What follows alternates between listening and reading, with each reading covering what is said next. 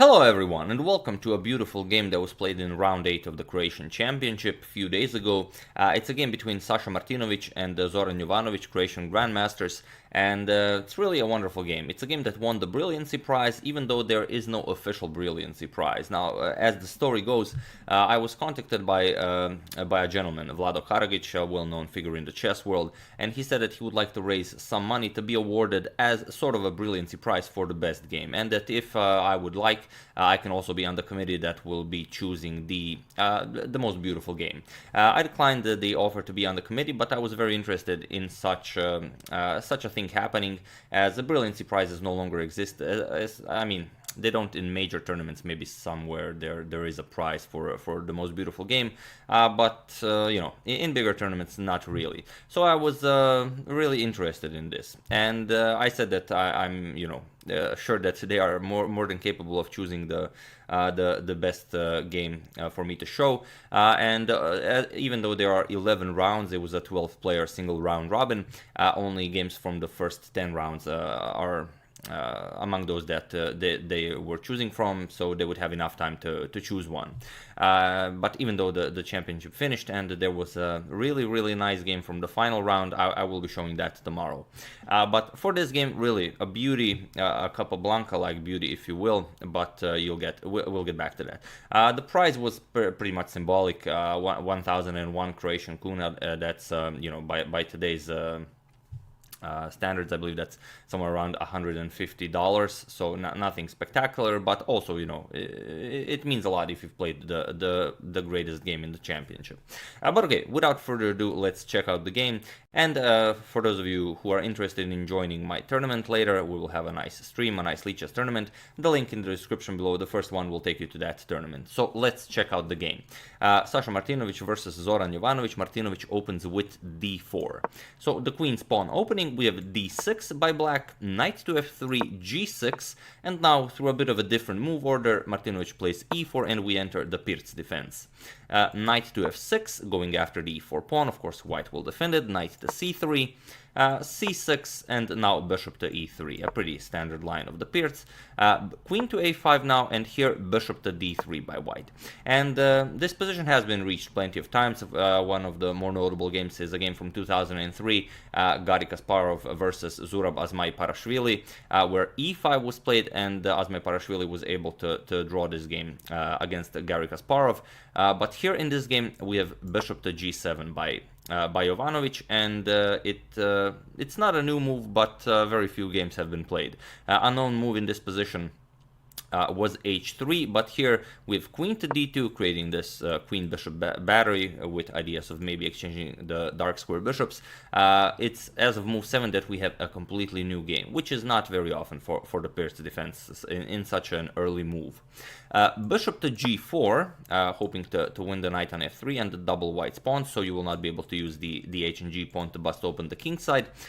It is possible to go something like bishop to h6, and after black castles you can exchange the bishops and go e5 immediately, try to create something, but after captures and captures, black can just go knight e7 and black exchange a few pieces. The white king is still in the center, white still didn't start any sort of attack on the king side, and black should be very happy with a position like this. So here Martinovic chooses a different line. He goes knight to h4. He doesn't allow any exchange on f3, and now he can start pushing the bishop back, as it is pretty awkwardly placed with f3, maybe g4, g5, depending of course on what black plays. We have e5 here, and now h3 pushes the bishop back to e6, and now even f4, with ideas of capturing on e5 and pushing f5. So how can black deal with this? You could go something like captures, and after bishop captures just castle, but then again, white also has some very nice options. You can castle king side, you can push f5 next.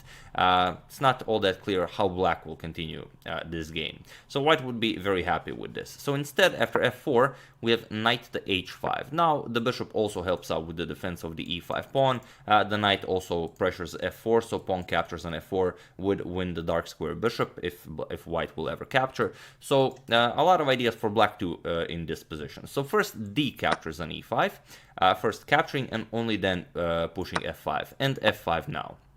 So what do you do here? If you trade captures, you have to move the bishop, let's say bishop d5, But now white has this excellent option of going f6, just freeing up the f5 square for the white knight, and after black recaptures, knight f5 will be very annoying for black. You can't really develop nicely. You want to go knight d7 and castle maybe queen side, but you still have to deal with your dark square bishop weakness here. You don't want to castle, then white's just gonna capture and go bishop h6, you know, castle kingside, bring the rook into the attack. Not all that good for black, and there's really not all that much. You could go bishop f8, but again, white will just castle. Now you have a weak knight on f6, and your king is still stuck in the center, while white is mounting up the attack. So, after f5, black didn't decide to capture. Black played bishop to f6, with ideas, okay, you capture my bishop, I'll capture your knight.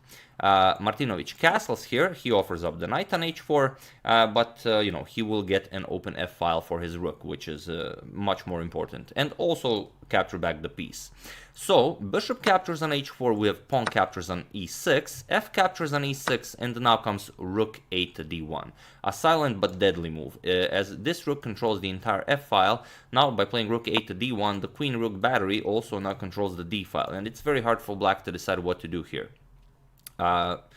You can easily imagine if this bishop wasn't here, then something like queen here, and then maybe if the queen moves from this diagonal, you could go something like queen here, queen to f7, could be checkmate. And the black king is still in the center, and it's not all that easy to castle. So here you could go queen c7, bring the queen back that way, but black decides to go queen to b4. He wants to bring the queen over to e7. So it doesn't really matter how you do it. And here you could try a lot of different things. For example, if you could try bishop to c4, and now the queen and the rook along the f file are really pressuring black's king side, and you have to go queen back to e7, and it's just going to be a very tough position for black to play. But still, if you capture, then we enter this line that we already explained. Queen d6, queen c7 to f7 checkmate is the idea. And if black tries to prevent it, let's say bishop e7, you get queen c7 now, with ideas of queen to c8, and not a lot you can do here. If you move the knight, you no longer control the d7 square, so queen to d7 will be checkmate. Just a lot of checkmating possibilities for white. So here, Martinovic didn't go for something like bishop to c4, although it's a very nice move. He played an even better move, which you are more than welcome to pause the video and find. It's just a very nice idea. Takes advantage of the black king still being stuck in the center of the awkward position of the black queen. Maybe that's why queen to c7 was a bit better. But feel free to pause the video and try to find the move Martinovic played in this position. For those of you who were able to do it, congratulations, you are really an excellent tactician. And for those of you who just want to enjoy the show, knight to b5. This is the move, and already you can see some threats here. Knight to c7 check, winning the rook here, as you know, it's a very nice fork. And also just queen captures queen. So two threats black has to deal with, and it's not all that easy to do it. It's interesting, if you go back, if you don't trade queens, if you go queen e7 with ideas of guarding the c7 square, then queen c3 is deadly. Why is queen c3 deadly? Because black doesn't really have a good move. You're threatening to capture here, you're threatening after you win it to go knight d6 check. You can do some discoveries with the bishop, but also if just pawn captures knight, then you get queen c8 check, and there's really no good defense here. If you block with the queen, then you get this nice check, opening up a discovery towards the black queen, and now after you block check, just captures, and now white can play whatever white wants. Let's say you capture here, queen e7 blocks, queen captures on c6 with check. Rooks are still controlling both the f and the d file. The king has nowhere to go. You have to block with the queen, and then just queen captures is checkmate.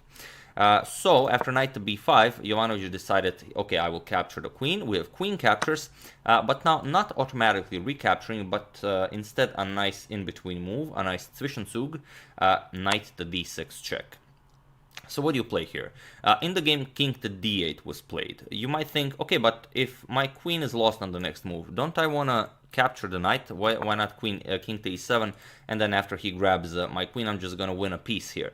The problem is, that's true, but white's even going to force you to win his piece, and now force your king over to d6, and now after rook captures on d2, there is no good defense. After this bishop moves, it's checkmate. The king has nowhere to go, all of these squares are covered.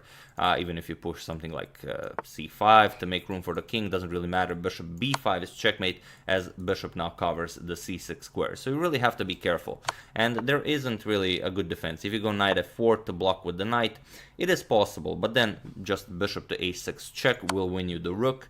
You have to block with the knight, and then just bishop captures b7. You'll win the exchange, you'll win your piece back, you will have a nice winning game. So that's why you don't go after the knight. Jovanovic played king to d8, but now just rook captures on d2. White's idea is to bring the rook over to f7, and there's no good way for black to prevent it. Here, black tried knight to d7. You want to get the king to c7 and try and get your other rook into the game, but rook to f7. White is extremely fast here. We have king to c7, getting the rook out of the way, and, well, sort of pressuring the knight, but bishop to c4. The rook now defends the knight, and also bishop captures on e6 is the threat, and there's no way to prevent it. You can't go knight here as the rook guards that square. You can't bring the rook over here to protect the pawn as the knight covers that square as well. So here, knight to f6, just trying to activate pieces, but again, white is just too fast. First, bishop captures here, putting a lot of pressure towards the knight on d7. Rook 8 to d8 defending the knight, and now once again feel free to pause the video and try to find the best way to continue this attack for white. And think of yesterday's game Mikhail Tal played and the move he found to remaneuver the knight. Once again, I'll give you a couple of seconds. For those of you who were able to do it, congratulations, you are an excellent displacer of bishops. And for those of you who just want to enjoy the show, pawn to g3. Similar to Tal's move yesterday, where he displaced the opponent's bishop to gain control of the c3 square. Here, g3 is played with a similar idea. You want to gain control of the g5 square to attack the knight, to pin it as the rook is behind the knight, and to threaten to capture it as this knight is pinned. Of course, you will not be able to capture back. So here, there is no better move. You can go back to g5. Bishop captures on g3 was played. And here, of course, just bishop to g5, as you have now won the g5 square. And here, there is no good move for black. Black tried rook d to f8, hoping to trade some material, but it is far too late. Just bishop captures on f6. The knight cannot recapture as it's pinned, so first the rook captures rook. Now the knight is no longer pinned, but white gets a move as well. We have knight captures on f7 with idea of capturing the rook, but still doesn't matter what white plays. What black plays, it's all over. Knight captures here was played, and here after knight captures on h8, Zoran Jovanovic resigned the game on move 26. I don't know. It would be a little bit better if he resigned here, so it would be a 25 move victory, which today is really considered like a miniature. But still, okay, captures, and it's a 26 move miniature, but still we can agree it's a miniature because black was lost for such a long time that it's just a beautiful game. It really, I don't know. I said it was like a Capablanca-like game because white played really simple, but really the strongest, and there was nothing black could do. So I really hope you like it, and you know that it justifies the brilliancy prize it won in the Croatian Championship. Not the official brilliancy prize, but you know the manufactured one, so to say. But yeah, a really nice game. I really enjoyed it. A lot to learn from it, so I do hope you enjoyed it as well. Like I said, the first thing in the description below will be a link to enter the Lee Chess Arena we'll be having to commemorate the 400,000 subscriber milestone. So I do hope a lot of you can join the live stream and the tournament. And yeah, I would like to thank Ilya Kovacevic, Michael Everett, Matthew Sobin, Edwin McCarty, and Andre de Araujo Jorge for your contribution to my channel. Thank you a lot. I really appreciate it. As usual, you can check two of my previous videos here. Thank you all for watching, and I will see you soon, well, with the incoming stream. And tomorrow I probably will check the last game from the tournament, Kozul versus Bosiocic. Really a wonderful game. And then most likely continuing the Capablanca saga up until the Grenki Chess Classic, and then after that hopefully finishing the Capablanca saga so we can start some other sagas, hopefully. But yeah, thank you all. I will see you soon. Have an excellent rest of your Friday. Hello everyone and welcome to another game from the 2019 FIDE World Cup. This is a game from the Rapid section. The two classical games between Anish Giri and Jeffrey Xiong have been drawn. Then the three Rapid games were drawn, and this is game 4 of the Rapid section. So the last game before the match goes into the Blitz section, the 5+3. Really nice game. I hope you enjoy it. Let's check it out. So Giri with the white pieces opens with knight to f3. The reti opening is on the board with g6 and now e4 with bishop to g7 and now d4. Sort of a modern opening, sort of like white played e4 and black continued with g6. With d6 and now bishop to e3, knight to f6, and with knight to c3, Giri transposes into the main line of the Pirc defense. With castles by Xiong, and then now comes queen to d2. Always a nice idea. You want a castle queenside, go after this bishop on g7.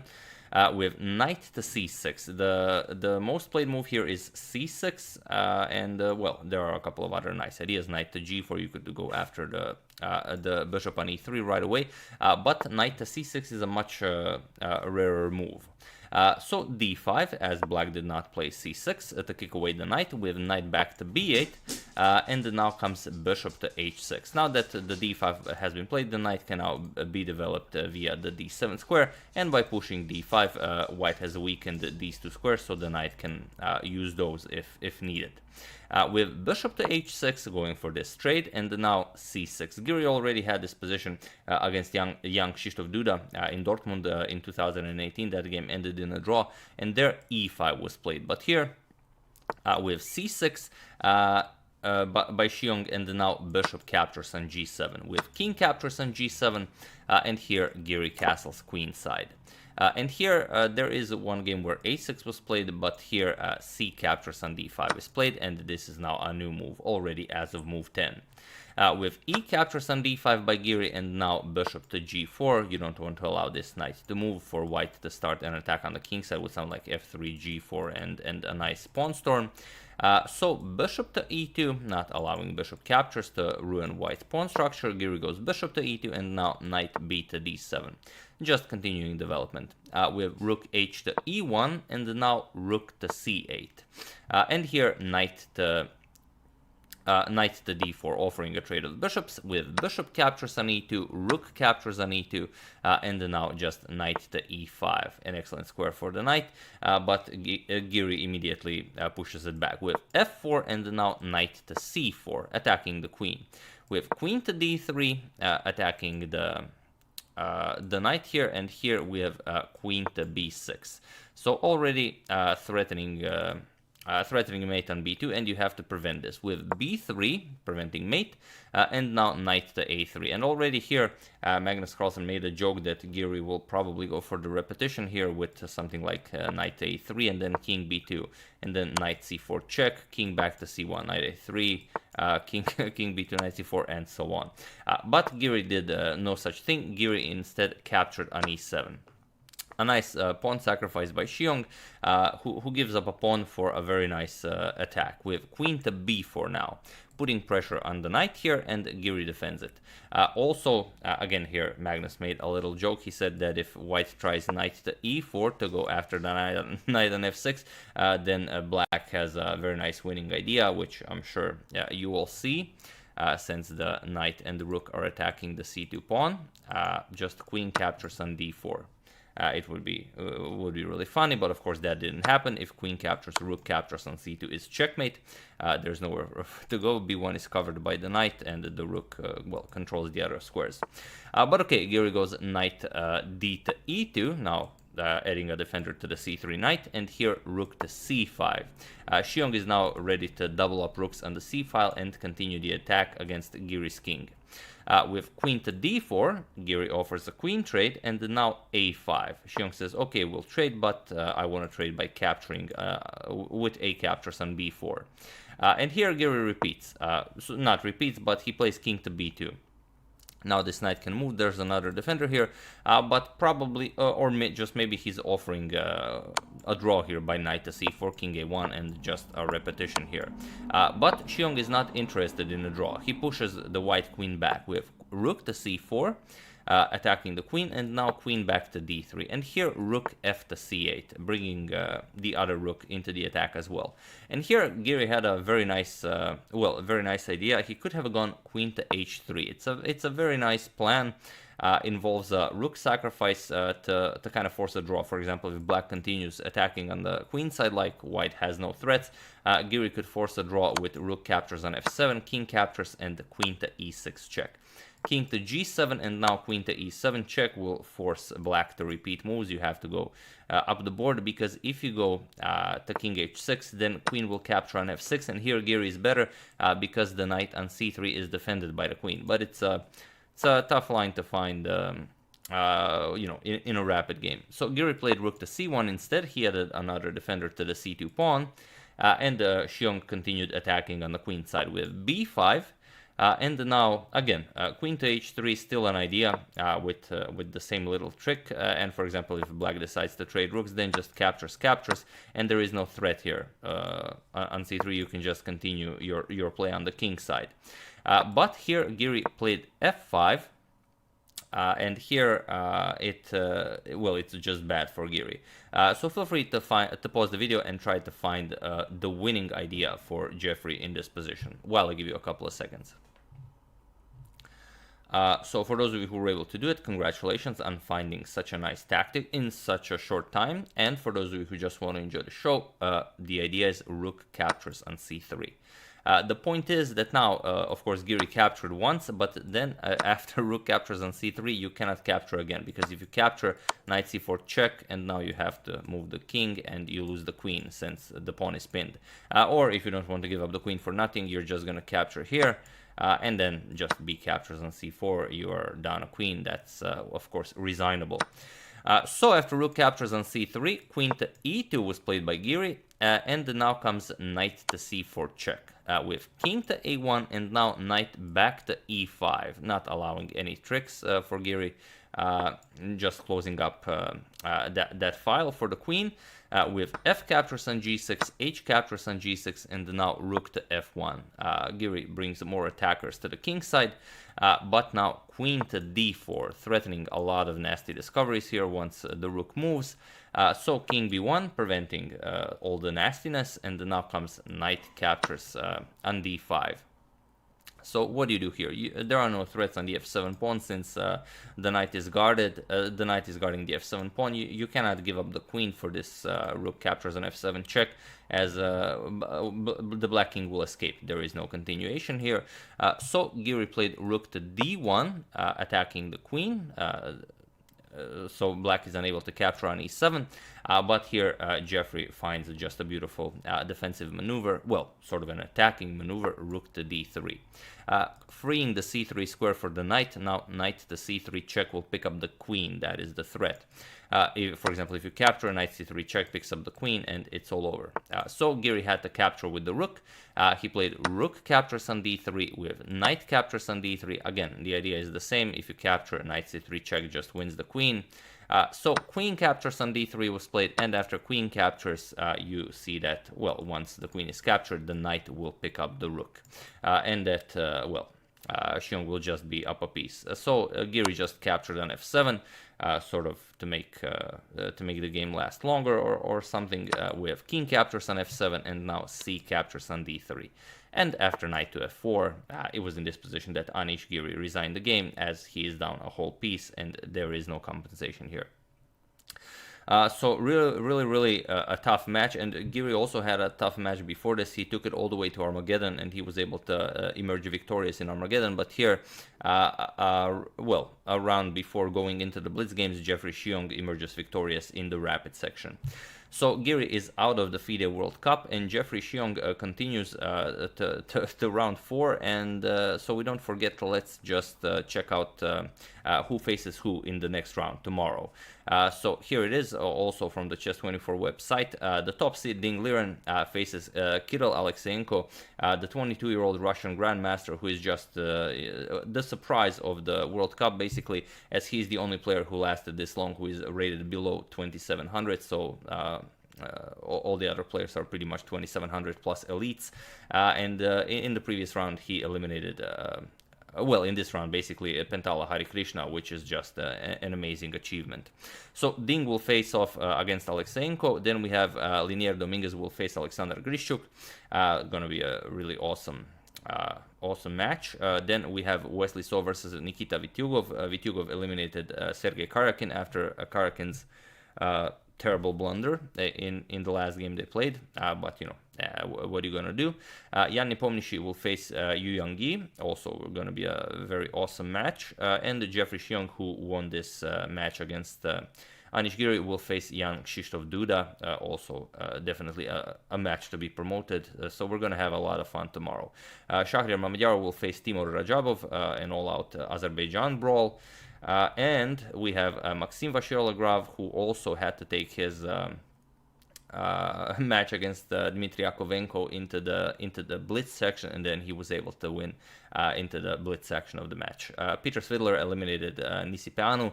Was again a very tough match, but Svidler emerged victorious, so it will be really a clash of titans, Svidler versus Maxim. And we have Levon Aronyan versus Lekwang Liam. Levon eliminated Maxim Matlakov, whereas Lekwang Liam eliminated the very strong what's the name? Forgot. It's gonna come back to me. So sorry about that.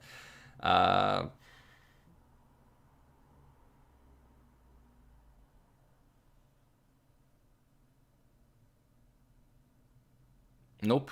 I'm gonna have to check, but you can check for yourself. So, really sorry about that. Blockade seems to have occurred. But yeah, that's the game. I do hope you enjoyed it. And to explain the quote above the board, Magnus said this: "I've lost my will to live" after Anish Giri was eliminated from the FIDE World Cup, stating how incredibly sad he is that Giri is leaving the FIDE World Cup. But yeah, I do hope you enjoyed it. I would like to thank Alex Larman and Piotr Yonets for a contribution to my channel. Thank you a lot. I really appreciate it. As usual, you can check two of my previous videos here. Thank you all for watching, and I will see you soon. Continuing the coverage of the FIDE World Cup, checking up on your suggestions, and whatever else interesting happens in the chess world. So thank you all. I will see you soon, and have an excellent rest of your day. Hello everyone, and welcome to a very nice game from the World Youth Under-18 Championship. It's Pragnananda versus India's 61st Grandmaster Inyan P, and well, it's a really interesting game, and we are enjoying the games of the Isle of Man chess tournament, but we also have to mention this as it is quite an achievement for young Pragu. So without further ado, let's just check it out. It's a 77-player Swiss tournament. So Pragnananda is only 14 years old, and he's competing in the Under-18 World Youth Championship.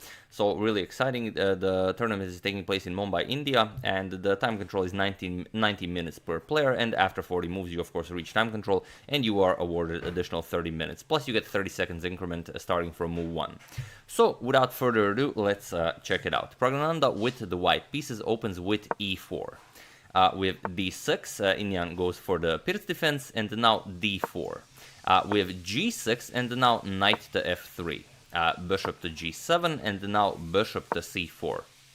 So all fairly standard. With a6, castles by Pragnananda, and now knight to f6. And here is something that I want to mention. Here I would say, okay, there is a game where e6 was played, there is also a game where b5 was played, but knight to f6 is a new move in the position, and as of move 5, we have a completely new game. So it's something I would usually say, but something happened in the previous video where I mentioned that it's a new game as of move this, and someone mentioned in the comments that it's actually not, that a few more moves were played and are known.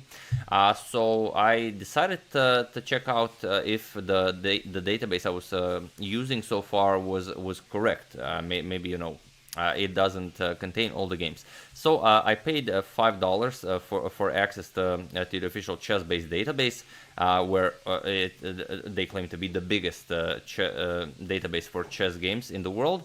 And I decided to put this to a test. So in the database I was using so far, knight to f6 is a new move in the position, but in the chess-based database there are a few more moves played. For example, queen to e2. This is how the game continued. This is what Pragu played. He's preparing e5, and he doesn't want the queen here. So if there's a trade in the center, he doesn't have to trade queens. We have castles by black. Sorry about that.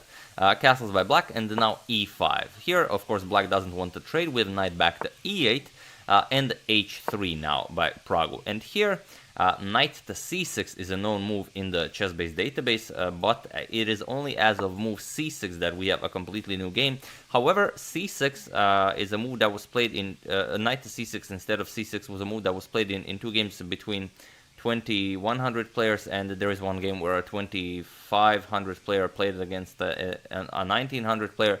So they are not how to put it, notable games from top tier tournaments. So I paid $5 and I will now have access to the chess-based database for a month. So I will also be using both of my databases to reference the moves, but I don't think if it doesn't show itself useful, I will go back to using my old database, because even if it's not a new move, as I usually say in the previous videos, I would usually say only use references from notable games, from top tier tournaments and from really strong grandmasters. But as I do have access to it now, I will also be referencing it. So just wanted to mention that, and thank you for mentioning it in the previous video that the database may not be fully correct. But okay, c6, and now it is definitely as of move 8 that we have a completely new game. We have rook to e1 by Pragu, continuing development, and now knight to c7.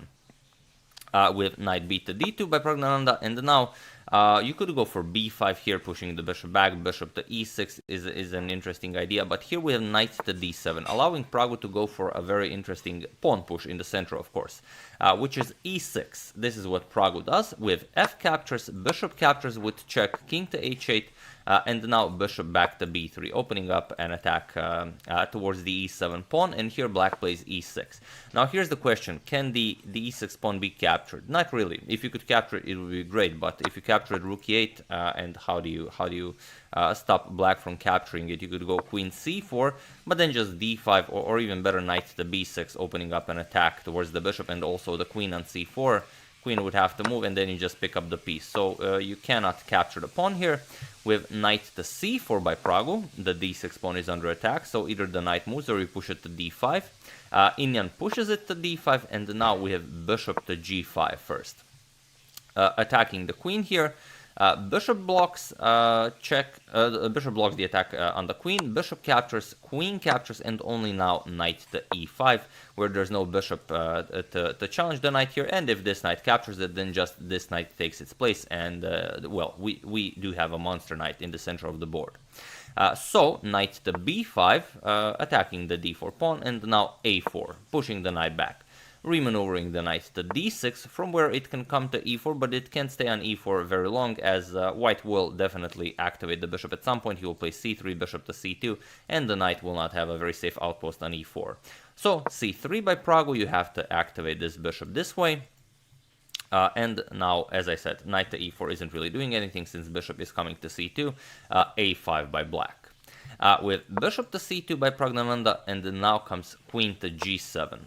With h4, and now knight to f5. That's an excellent knight, and if white wants to get rid of it, you will either have to give up your very strong light square bishop or push g4, which at the moment could be a too much weakening of the king's side. So here, knight back to d3. This knight is now coming to f4, from where it can help out with the attack of the backwards e6 pawn. With knight to f6, and here just knight to f4 as planned. With queen to c7, grabbing hold of the e5 square, and now comes knight to e5. So if you look at this position, even before knight to e5, here the knight on f4 is under attack. And how do you defend it? There are a few moves you could try, like g3 right away, but Praggnanandhaa decides to defend his knight with a tactic. He played, not a tactic, but with an idea. He plays knight to e5. Now the queen cannot capture on f4, but also the knight is no longer guarding the h4 pawn. So can Inyan capture the h4 pawn? Well, he kind of can, and he also can't. He decided to capture it, but other than that, what move is there? How do you further develop the queen? Where are these knights going? What's the rook on f8 doing? This bishop doesn't really have a bright future, and unless the bishop gets a bright future, this rook really has no good square. So here, knight captures on h4, grabbing a pawn, and now Pragu goes g3, pushes the knight back, and now king to g2. And now, by giving up this pawn, he gets the semi-open h-file to use for his attack. With g5 attacking the knight, knight to g6 check, giving up the two knights for this rook on f8 doesn't really do anything. Black will very easily defend against all the threats along the h-file, so just knight to h5. Here Pragu wants knight captures, queen captures, and after the queen comes to help out with the defense, now rook to h1. It's just a very ugly position for black. You still have problems developing. Bishop d7, if you want to go for bishop to e8, just rook h2. You will double up rooks on the h file. Bishop e8, you will bring the queen back. And now this rook is coming to h1, and it will be very hard for black to keep on defending this. So after knight h5, Inyan prevents this exchange. He goes knight to e8, and now rook to h1. Now Pragu is preparing to double up rooks along the h file. King to g8, you don't want your king on the same file as the rooks. Knight to g6 will come at some point after, of course, the knight from h5 moves. So king to g8, but now knight to g4 with some tricky ideas of capturing on f5 and followed by knight to h6 check. So what do you play here? How do you defend this? You could go back with the king. That's just admitting your previous move was a bad one, and you didn't really have all that much to play on the previous move either. So here black continues with c5. You know, it is a principled idea. When your opponent is attacking on the king side, you should strike in the center. But here it's just a bit too slow. Queen to d2 by Pragu, going after the g5 pawn. Inyan defends it, queen to d8, and now comes rook 8 to e1, putting the rook to the semi-open e-file, going for that weakness that is the e6 pawn. We have knight e to g7, now offering a trade. Sorry, not knight f to g7, knight e to g7, offering a trade. And here Pragu welcomes this trade with knight captures, king captures, and now rook to h5. Preparing to double rooks, but also with a double attack against the g5 pawn. So Inyan defends it, h6, and now just rook e to h1. With a triple attack on the h6 pawn, we have rook to h8 defending it, and now queen to e2, going for this queen to e5 check. This will greatly improve the activity of the queen. So Inyan defends it, queen to c7, and now comes, well, everything is now set in motion. I don't even have to tell you what Pragu played now. There's a triple attack on the h6 pawn. There's also a triple defense towards the h6 pawn. So here Pragu just removed one of the defenders, as now everything in the position is nicely set. Bishop captures on f5. Congratulations on finding that. I know you all saw it. E captures on f5, and now knight captures on h6, just grabbing that pawn. And now with the h-file fully open, there really isn't all that much to do. With king to g6, but now white is completely winning, so feel free to pause the video and try to find the quickest way to victory for white. While I give you a couple of seconds, no need to discuss your family over dinner on this one. So, for those of you who were able to do it, congratulations on finding the easiest path to victory. And for those of you who just want to enjoy the show, it's knight to f7. Just opening up an attack towards the rook. So now, if king captures, you will just capture this rook. When this rook lands on h7, it's game over. And if you don't, after this knight to f7 move, I also want to mention that after knight to f7, Inyan resigned the game, and Pragu won in a very nice 38-move miniature. And if, of course, you go for rook captures here, just queen captures on h5 with check, also guards the knight, king f6, queen h8 check. Now if king captures, just rook h7 will easily be winning, and if king e6, you'll go queen e8 check, queen blocks, and now rook to h8 is mate, because the pawn covers this square and there is nowhere to go.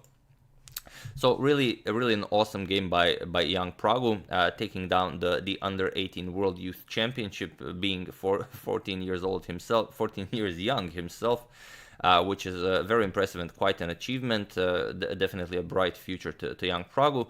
And it really, this game just showed how powerful he is with the white pieces. Black had no counterplay at all. Okay, it's never easy to play the Pirc defense against a very strong grandmaster, but here it just seemed a bit too easy. How Pragu completely tied down black's pieces. This bishop and rook never saw the light of day, and even if you gave black, I think even if you gave black like 3 moves in a row, it wouldn't be enough to make it count. So really exciting. Pragnananda wins it with 9 out of 11, so without a single loss, and he claims it with sole first. Second place was 8.5 points, so really just crushing the field. A wonderful achievement, and I offer my congratulations to young Pragu on being such a great player. So that's the game. I do hope you enjoyed it. I would like to thank Peter Schachtel for a contribution to my channel. Thank you a lot. I really appreciate it. As usual, you can check 2 of my previous videos here. Thank you for watching, and I will see you soon, continuing the coverage of the Isle of Man chess tournament, checking up on your suggestions, such as this one here, and of course checking up on everything that happens in the chess world. So thank you all. I will see you soon, and have an excellent rest of your day. Hello everyone, and welcome to a video I did not think I'd be making anytime soon. It's former World Chess Championship challenger Fabiano Caruana versus the first ever chess playing car, as far as I know, Tesla Model 3. And before we check out the game, I would just like to mention that this game is also available on Fabiano Caruana's YouTube channel. I also did not know he had one. So far he had only one video on it, but I will put a link in the description below with this exact game being played, so you can watch it firsthand if you also want to check that out. And also I will have 2 very important announcements at the end of this video, so don't miss out on that. Now getting back to the game, Caruana versus Carr, Fabi opens with e4 and Tesla replies with the g6, the modern defense. With d4, d6, and now knight to c3. And Tesla goes, now transposes into the main line of the Pirc defense. With f4, Fabi does not hesitate to go for the Austrian attack, and the bishop to g7. Tesla fianchettos the dark square bishop, knight to f3, and now Tesla just castles. And for those of you who are wondering which engine is Tesla running, not the one that actually makes the car go, but the one that runs the chess, I have no idea, but we are going to revisit this question after we check out the game. And Fabi immediately goes for e5. So now the main idea is knight d7, and as you will see if you watch Fabi's video, he was very surprised when Tesla decided to capture on e5, as practice has shown, and also engines confirm that this doesn't really give black anything. With f captures on e5 now, threatening the knight, knight to d5, and the early h4. Fabi is now ready to push h5 and start an attack against Tesla's king.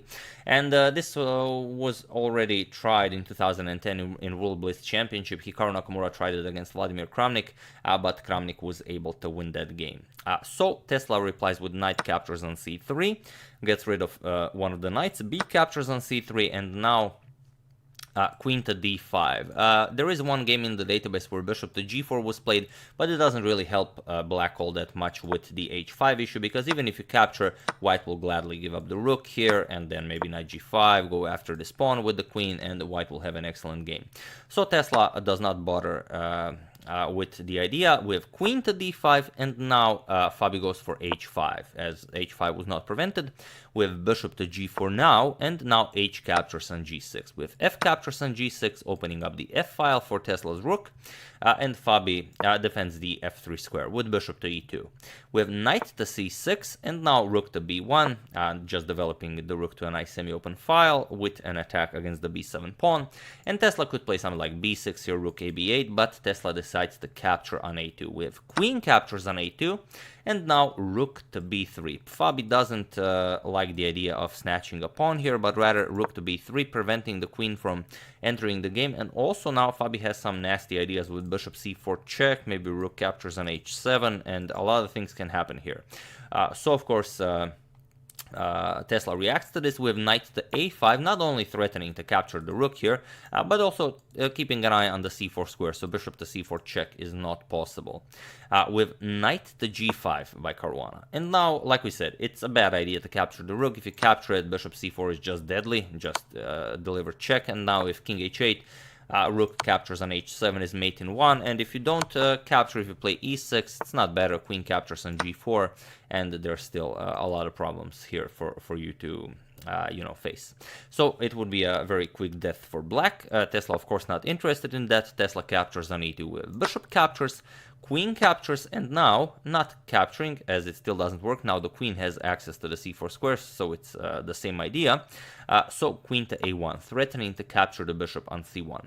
Fabi replies with king to d1. Now the king defends the bishop, and here it's interesting. Tesla did not go for capture the first time. It didn't go for capture the second time, but now it does. Best here for black is rook f5, just threatening to capture here because the bishop on c1 is pinned. And now even if you play something like rook to a3 to now win the knight here, it's not a problem. Queen b1, and now after white captures, you can capture on g5. White is still better, but the game continues. However, Tesla played knight captures on b3. And now I'm not even going to ask you to pause the video because, well, you all see what's going to happen. So congratulations to everyone. I'm not even going to question whether all of you found queen to c4 check, as I know you did, because now, of course, king h8 leads to rook captures on h7 mate. So Tesla, of course, replied with e6, but it doesn't help. Queen captures on e6 with check, rook to f7, queen captures on f7 with check, and now the only thing left for black to do is play king to h8, and here Fabi just played rook captures on h7, and here it's a very nice checkmate in 21 moves. And if you think about it, this well, setup here kind of does remind you of the Tesla logo, well, at least me, so I think that's quite nice. But yeah, really an exciting game, and like I said, I don't know what engine Tesla runs, and I think I mentioned this on Twitter a few days ago. I thought it'd be really cool if it didn't run like a classical engine, but a clean neural network that you know, gets stronger by each game that it plays, and all of the Tesla cars should be communicating and making the neural network stronger. For example, Fabiano now drives a Tesla, Magnus Carlsen also drives a Tesla, so the neural network would become pretty strong if you know, they play with it a little bit. But you know, the more people bought a Tesla, you know, you would be not only saving the environment, but you would also make the car play better chess, which is just great, you know. Two of those things together are just awesome. But yeah, that's pretty much for this game. And now I would just like to mention the two announcements. So yeah, do check out Fabiano's video. Also, feel free to subscribe to his channel. And this also reminded me, if you also have a chess channel or maybe some other channel that you feel people should be aware of, or you know, that their vast knowledge could be increased by following it, I will put an email in the description below, so feel free to send me a link to this channel, and I will you know, go through all of them that you guys send me, and then I will make a review of all of the YouTube channels that you guys feel that people should be aware of, if maybe they are smaller channels. So that's the first part of the announcement. And the second part of the announcement, sorry about that, I just have to open my door. There's someone at the door, so I'll be right back.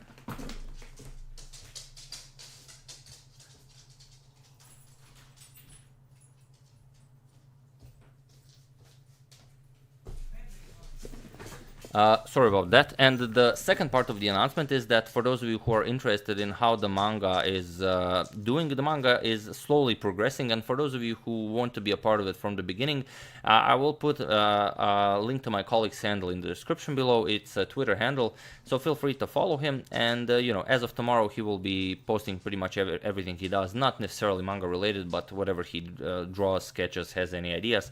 You're welcome to comment on it, you know, feel free to add on it, maybe you want to be a part of it in some way. So you know, I don't know, I'm just putting it out there. Feel free to join us. You know, maybe one day you can also be a part of the team, and we can create something special. Maybe we'll see how it goes. But yeah, that's the game. Caruana versus Carr, a very nice victory for the former World Chess Championship challenger. I would like to thank Chris Schneider, Daniel Bond, Prakar Meinl, Michael Keane, and Jeremy Mintz for a contribution to my channel. Thank you a lot, I really appreciate it. As usual, you can check two of my previous videos here. Thank you all for watching, and I will see you soon. Continuing the Capablanca saga, of course, finally, and checking up on your suggestions as usual. Thank you all, I will see you soon, and have an excellent rest of your weekend. Hello everyone, and yes, I know this is the third video I'm making today. I'm basically ruining your Sunday, but I can't help it, you know, things are happening in the chess world, and that is a good thing. So here we have Fabiano Caruana versus Jan Nepomniachtchi in day 2 of the Rapids. Really a crazy game, I'm sure you're gonna enjoy it. So let's get straight into it. We do have one nice photo, nothing crazy this time, just, you know, a nice photo of all the players, courtesy of Leonard Otis, official photographer of the Grand Chess Tour. There you have it, all the players before this round. You can see Nepo still enjoying his happy bun, and well, everything else seems perfectly normal. Now let's enjoy the game. And Caruana opens with e4. Sorry about that. And we have a very nice opening we haven't had in a long time, d6, the Pirc defense. We have d4, knight to f6, and now knight to c3, defending the pawn. We have g6, preparing to fianchetto the dark square bishop, bishop to e3, and now just fianchettoing bishop g7, queen to d2, preparing to castle queenside. Also, bishop to h6 is a popular idea. We have a6 by Nepo, and this is a not played all that much. Here c6 is the main idea, but here a6, Nepo obviously prepared something as he decided to play the Pirc against e4. With bishop to h6 going for this trade, we have castles, queenside castles by Fabi, and now b5. Nepo is ready to start an attack on the queenside as we have castles of opposite sides.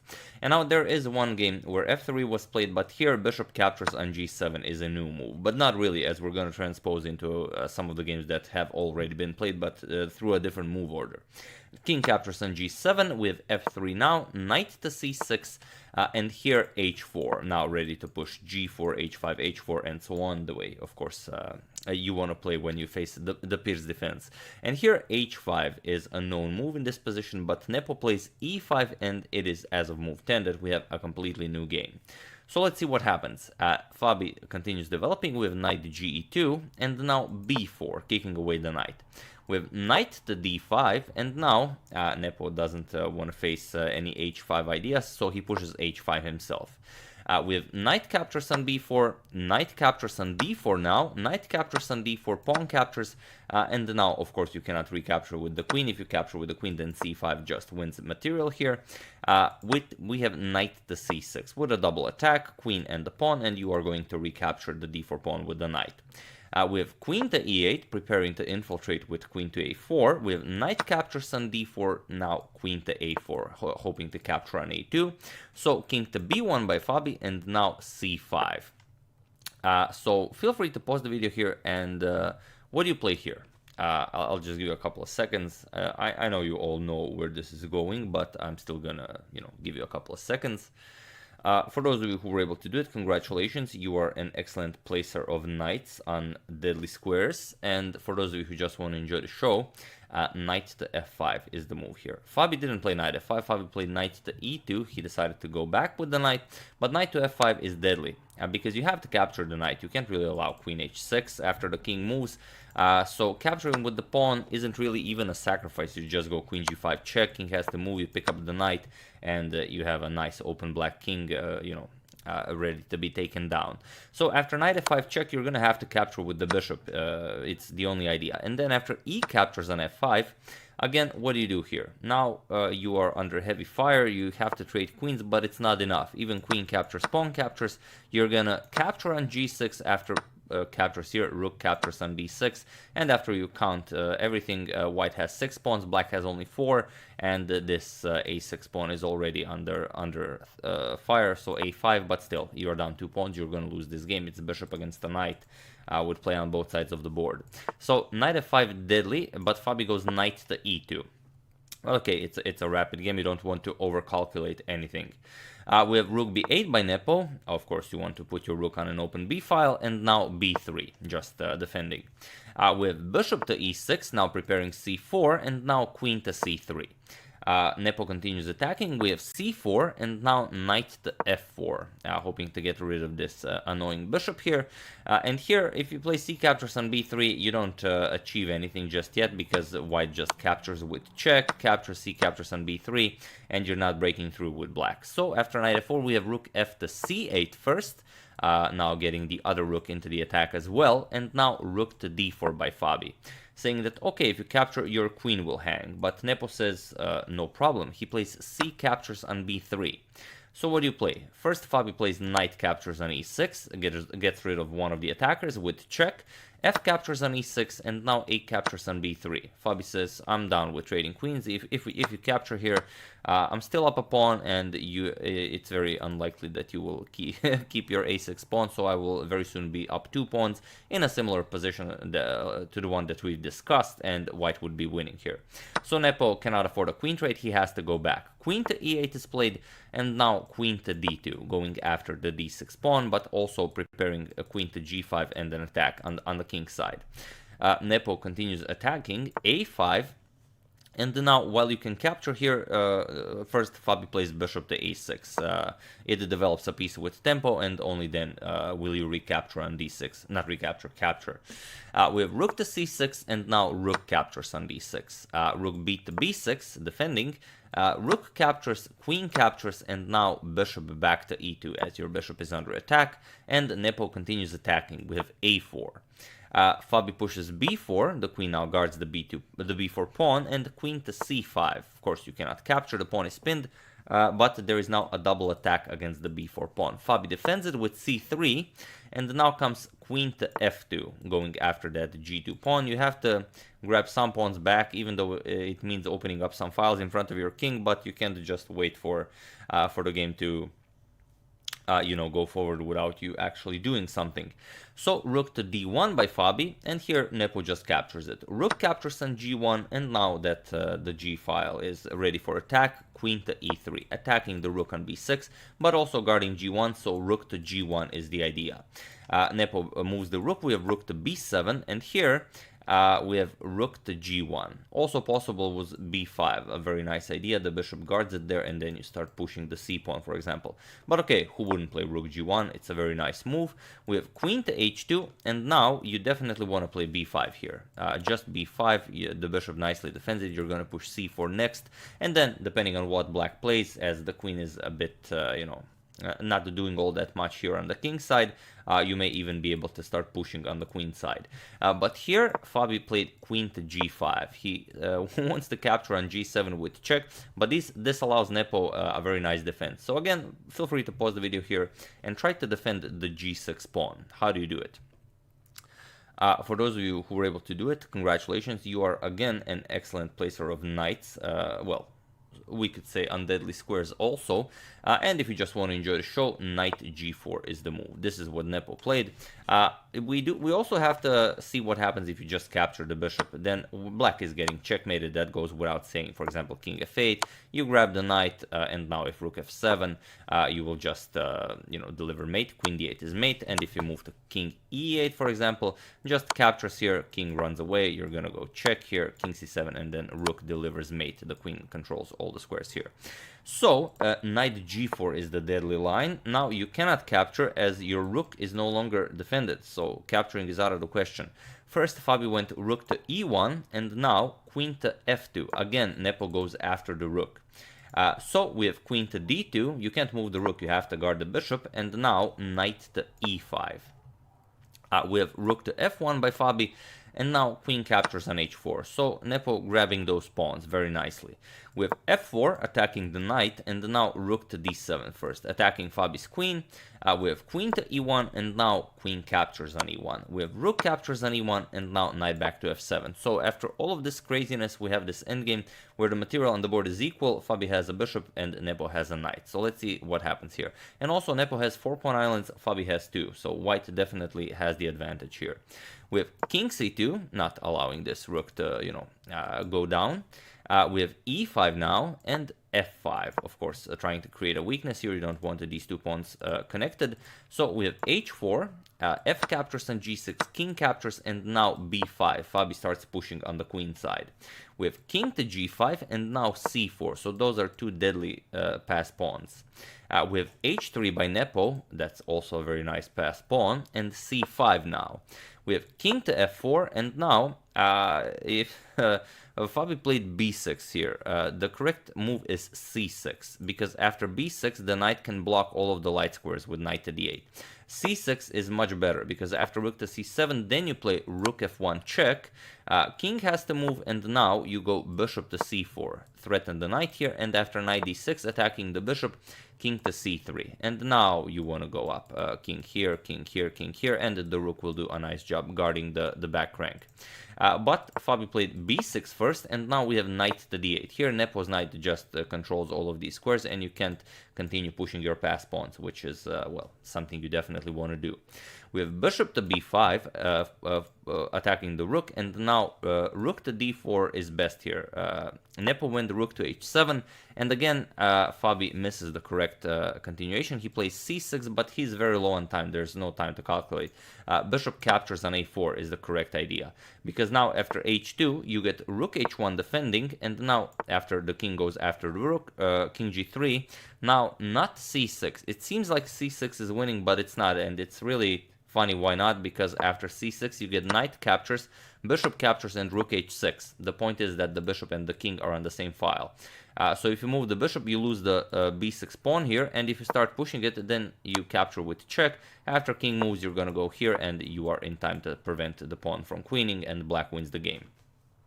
So after this king to g3 move, first a nice in-between move, king d3. Now the king and bishop will no longer be on the same file. c6 is the idea, and now black will have to go back. Rook b7, you cannot allow now if c6 you will be able to capture on b6, and then king c4, you're gonna go up the board. Here you can push the pawns, and well, it's just gonna be a much better position for white. So like we said, here rook to h7, Fabi didn't go for that. He played c6, where bishop captures on a4 was correct, and now he allows Nepo this trade. We have knight captures on c6, bishop captures, and rook to h6. So here saying either I will capture a bishop and stop the pawn, or you move the bishop and I win the pawn. And again, a bishop captures on a4 is the way to go for Fabi, but Fabi plays bishop to d7. Probably with the idea that if rook captures, Fabi wants to capture on h3, but Nepo says, nope, not happening, h2. And now the threat is h1 queen. With b7, Fabi also wants to queen his b pawn, but once again, and for the last time, feel free to pause the video and try to find the only winning move for black in this position. Well, I give you a couple of seconds. For those of you who were able to do it, congratulations, you are an excellent winner of endgames. And for those of you who just want to enjoy the show, rook to b6. You have to prevent this pawn from queening, and once this pawn reaches a2, white will have a hard time dealing with both of these far advanced passed pawns, which are very fast pawns. But okay, bishop c8, defending the pawn, and now a3. The king is unable to approach the a pawn as the rook covers the b file. We have king to c3, and now king to g3. The king wants to come to g2 to help out with the promotion of the pawn. We have rook to a1, hoping to win the pawn here, but now a2. And now, of course, you cannot capture it because this pawn queens. We have bishop back to e6, rook captures on b7, and now again bishop to b3, creating a square for the king. If you capture here, then just rook a7 wins. There's no way to guard everything. You will just either capture here and then queen the pawn, or you will just wait for king g2 and the queening of the pawn. So we have bishop to b3, and now comes rook to a7, just defending the pawn here. We already mentioned that you cannot capture. King to c4 by Fabi, we have rook to h7 now, again preparing to push to h1, but there's no way around it. King c5 by Fabi, we have h1 queen. Rook captures on h1, rook captures, and bishop captures on a2. We have king to f4, and now bishop to d5, defending the pawn here. We have rook to e1, and it was in this position on move 63 that Fabiano Caruana resigned the game. If you're playing chess, you should at least resign on move 64, you know, just for fun. But okay, he resigned on move 63 with some, I believe, 12 seconds on the clock. If you're wondering how do you win this, as it's unlikely that you can win the pawn since the bishop is guarding it, you don't have to. Once white makes a move, you will just grab the pawn, and that's it. If he moves the bishop, you're just going to move the rook and push your passed pawn to victory. If bishop captures, this is a winning endgame. And then easy one, you just go all the way down with the king c3. Now you push the pawn, whatever white plays doesn't really matter. You're just gonna move the king, check, king moves, and then you get a queen into the game, and of course now you win. So of course Fabi knows this, and after this a rook to e1 on move 63, he resigned the game. So yeah, once again, sorry for a lot of videos. I know it's a Sunday and you have a lot to do, so I'm really sorry about that, but I thought you'd enjoy this one. So there we have it. I would like to thank David Gill for a contribution to my channel. Thank you a lot, really appreciate it. As usual, you can check two of my previous videos here. Thank you all for watching, and I will see you soon, continuing the coverage of a lot of things that are happening in the world, as really a lot is happening. Continuing the Capablanca saga, hopefully very soon, and checking up on your suggestions. Thank you all. I will see you soon. Have an excellent rest of your Sunday. What's left of it. Hello everyone, and welcome to a game that I played like an hour and a half ago, and sorry about no videos yesterday. I'm playing a tournament. It's being played in my hometown, and also yesterday I had to go to Zagreb, capital of Croatia. My friend had a birthday, so I didn't get a chance to do any videos, but I didn't prepare any videos for today either, so I decided just to show you one of the games I played. This is the 6th round of the tournament, and we're gonna have 3 more rounds tomorrow. So I'm playing against Matija Ostovic.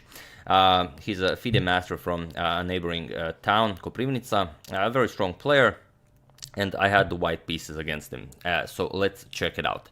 I opened with e4, as I usually do, and he replied with d6, the Pirc defense. Now, although you know, people say a lot of things about the Pirc defense, but the fact of the matter is that today it's being played even on the highest level. Even Magnus employs it from time to time. So I continued with d4, just grabbing the center. He went knight f6, knight to c3, and knight b to d7, preparing e5. I developed the bishop to e3. We have e5, striking in the center, and knight to f3. Just continuing development. I thought about instead of knight to f3, maybe going for the f3 structure, but I didn't think that he would actually castle kingside. I thought he would just continue developing, and if I start pushing on the king side, he would just castle queenside. So I decided against it, and I said, okay, we'll just see what happens. I have never actually studied the Pirc defense. Bishop to e7, I played bishop to c4, just putting my bishop on a nice diagonal. He castled, I castled, and he played c6. Now here I have to be a little bit careful, because b5 will come with tempo, and if I allow b5, he attacks the bishop.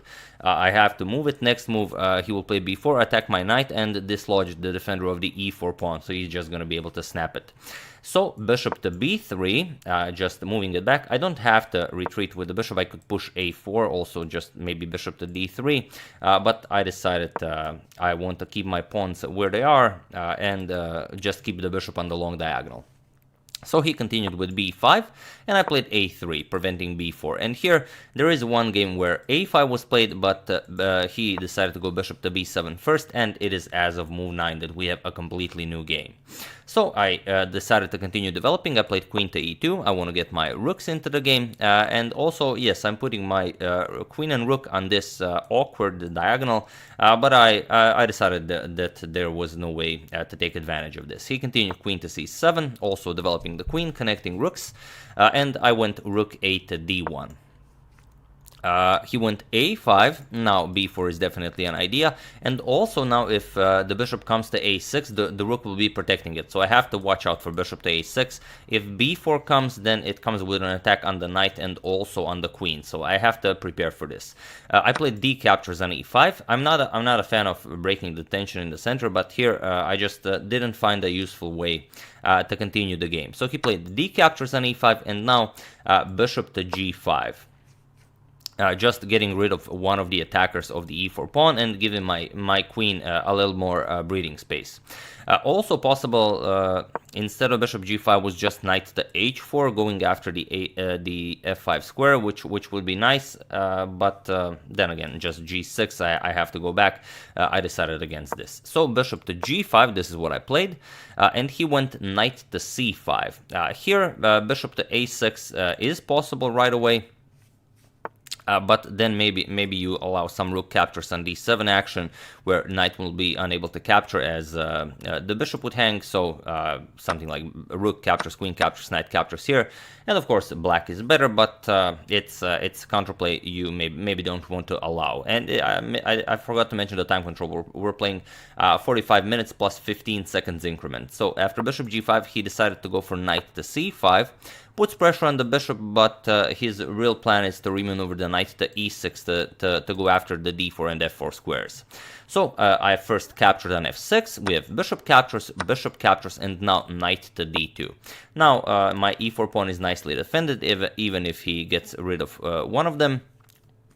And, well, next I can go either develop the rook to e1, I can move the queen, and avoid this bishop to a6 threat altogether. So he played bishop to a6, and it is the best move recommended by the engine, and I went queen to f3. Now, my point, the point is that if you attack it now with b4, yes, you are attacking the knight and you go after the rook, but I can just block both with knight to e2. And here, if trades, I can trade, and if he trades knight for bishop, I can just capture, and I have a nice open file for my rook.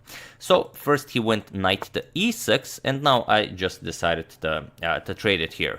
So bishop captures, he played f captures, and now yes, his pawns are doubled, but on the other hand, he will have a very strong pressure along the f file. Also, he will most definitely remaneuver this bishop to c5, from where the f2 pawn will be under attack. So here I don't want to allow b4 now if I don't have to, so I just played b4 to stop this plan altogether. And sort of, he does have the bishop pair, which I really, if I can, I prefer the bishop pair, but here I just didn't find a way to avoid trading my own bishop pair.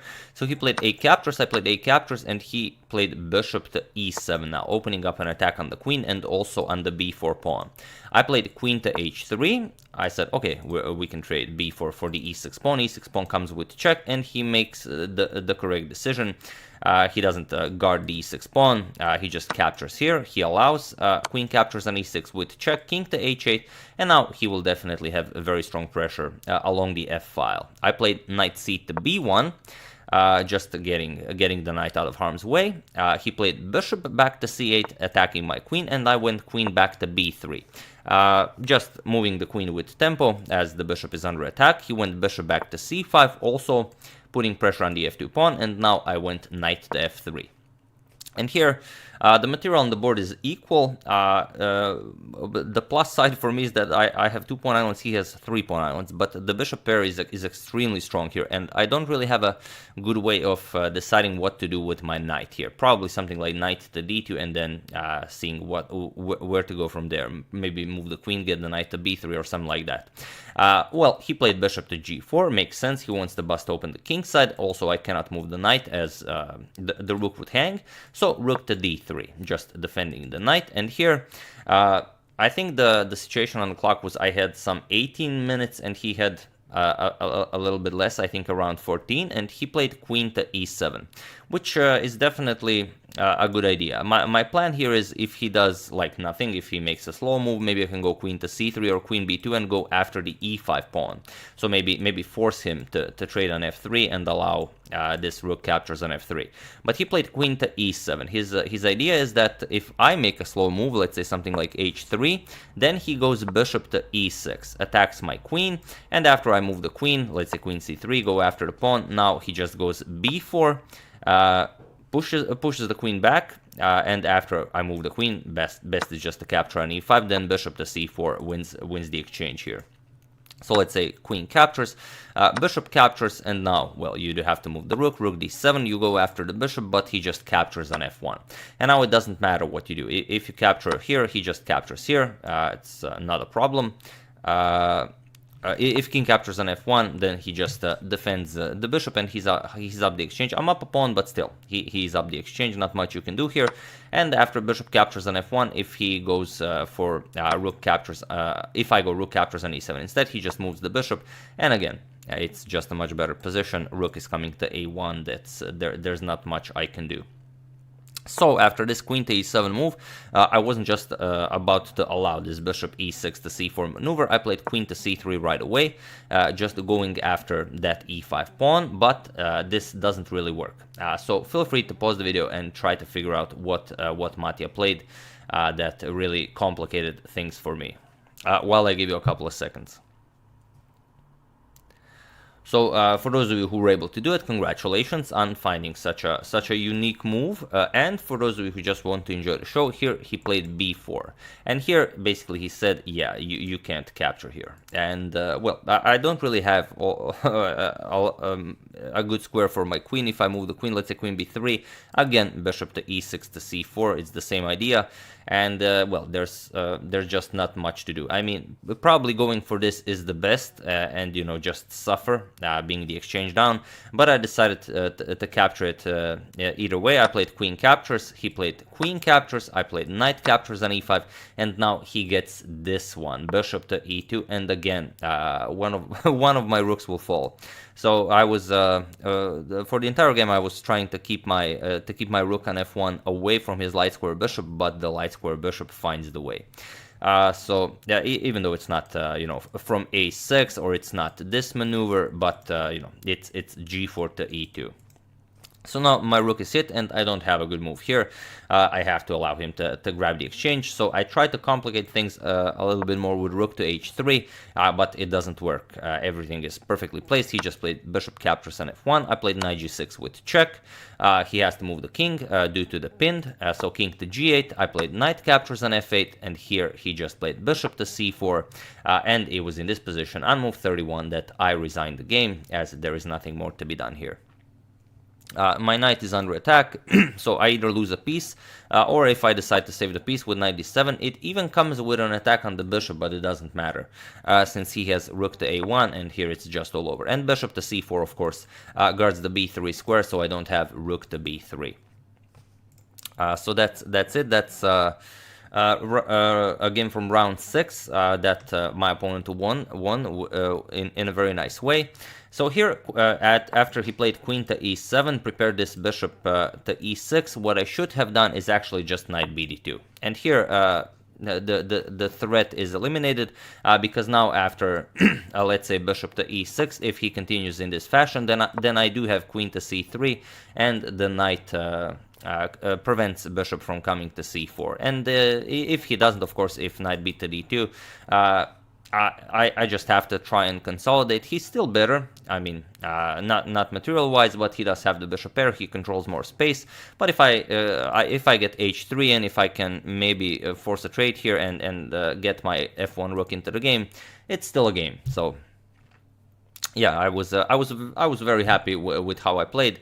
Didn't really enjoy all that much playing against the bishop pair, and it was a bit of a passive approach against the Pirc. But at least now I will have some ideas on what to study when going against the Pirc, and will be able to prepare myself a little bit better for next time. So yeah, here knight bd2 would have been better, but like I said, queen to c3, and the rest is history. So like I said, 3 more rounds tomorrow. I will try to either show one of the games from tomorrow, or if maybe we finish a little bit faster, maybe I will have time to finally start the Morphy saga. If not, we will at some point. But yeah, so far I'm on I think 3.5 out of 6, 3 wins, 2 losses, and 1 draw. So pretty decent, as my opponents were pretty much higher rated than myself. I even won some 20 rating points, maybe some a little bit less than that. But if I do well tomorrow, then it's going to be great. But yeah, congratulations once again to my opponent. It was a really interesting game, and as you can see, even though people say a lot of things about the Pirc, it can actually be a usable opening, for every tournament. So that's the game. I do hope you enjoyed it. I actually enjoyed it, even though I lost. I would like to thank Gordon Gutman, Z-Temp, Morgan Diringa, Renato Mercurio, and Dominic Deja for a contribution to my channel. Thank you a lot. I really appreciate it.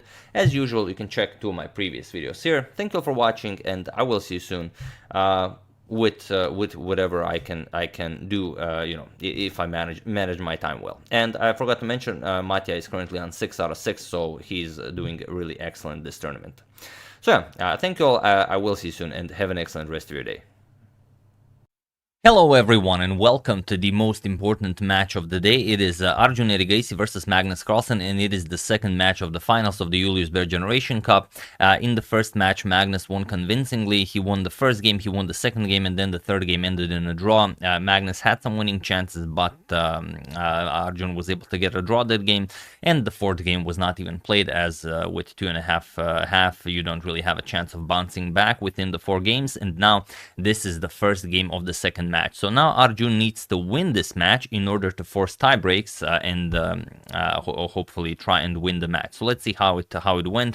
Arjun has the white pieces and he opens with pawn to d4. Will he be able to forget that he's actually playing Magnus, or will he, just focus on chess? Let's find out. Magnus replies with d6, and now Arjun just transposes into the Pirc's defense. He pushes e4, and of course it makes sense. This is the absolute best reply. Knight to f6, we have knight to c3 and g6 by Magnus. We have bishop to e3 and pawn to c6, queen to d2. So all fairly standard stuff. You're going to castle queenside, play king b1, play f3, hopefully start pushing on the king's side. Magnus plays knight b to d7, and here queenside castles. And now just b5. So similar to what they already played in this event in the preliminaries, they faced each other in round 1, where Magnus won incredibly convincingly with the black pieces. So let's see what Arjun prepared for his revenge. We have pawn to f3, knight to b6 by Magnus, and now pawn to h4. And there is one game where h5 was played, and interestingly, h5 is the top move recommended by the engine. It was played in a game between Diana Artyunova and Ivan Rozum in 2006 in the Ilyumzhinov Cup that ended by black winning. But here we have pawn to b4. Magnus immediately goes for the counterattack, and it is now already as of move 8 that we have a completely new game. So the knight is attacked, the knight has to retreat, knight to b1, this is the best square for the knight. We have pawn to a5 and now knight to h3. Magnus strikes in the center, d5, invites e5, which is what Arjun does, knight to h5, now making g4 impossible, even though you would really like to play this, but then knight to g3 attacks the rook, the light square bishop, and already you are not getting the positions you want. So here queen to e1, controlling the g3 square, but now Magnus just grabs the knight. Bishop captures, rook captures, and now plays knight back to g7. And how can you, of course, continue the attack? Because that's what you want to do. Carlsen's king is still in the center of the board, but it seems like he's untouchable. One very interesting idea is to push h5, but it's not a move you will play in a rapid game without actually preparing it. For example, h5, knight captures, and now not what you would expect, g4, simply keeping the h file open for your rook, and then good things might happen. But it's even though the engine likes this, it really makes no sense. So here Arjun just continues with bishop to h6. Magnus plays knight to e6, offers a trade of bishops, and yes, he's bereft of castling rights, but it doesn't matter. He controls the f4 square, and Arjun will not be able to start pushing those pawns. So here, how can he do it? He can play g3 and then push f4, but then g3 will prevent his rook from ever going queenside, because Magnus might also play something like queen c7, castles, and then you really want to be able to shift this rook over to help out with the attack or with the defense on the queen side. So here Arjun finds rook to h2, which is also a fine idea. And the situation on the clock is Arjun has some 8 minutes and 30 seconds, and Magnus has 12 minutes and 30 seconds. We have queen to c7, now preparing to push c5, rook to c8. You want to open up the attack towards the white king on c1. h5 by Arjun, and now just pawn to c5, asking what do you do with the d4 pawn? Your d4 pawn is hanging. Can you defend it? Do you want to play something like bishop b5 check? It's interesting, but king d8, and there's really no good follow-up. You still have to figure out how to deal with the d4 pawn. So Arjun just captures, d captures on c5. We have queen captures, and now h captures on g6. Captures, and now pawn to g3. So now he will have access to the f4 square, and his rook is also helping out with the defense of the c2 pawn, which is very important as Magnus plays rook to c8.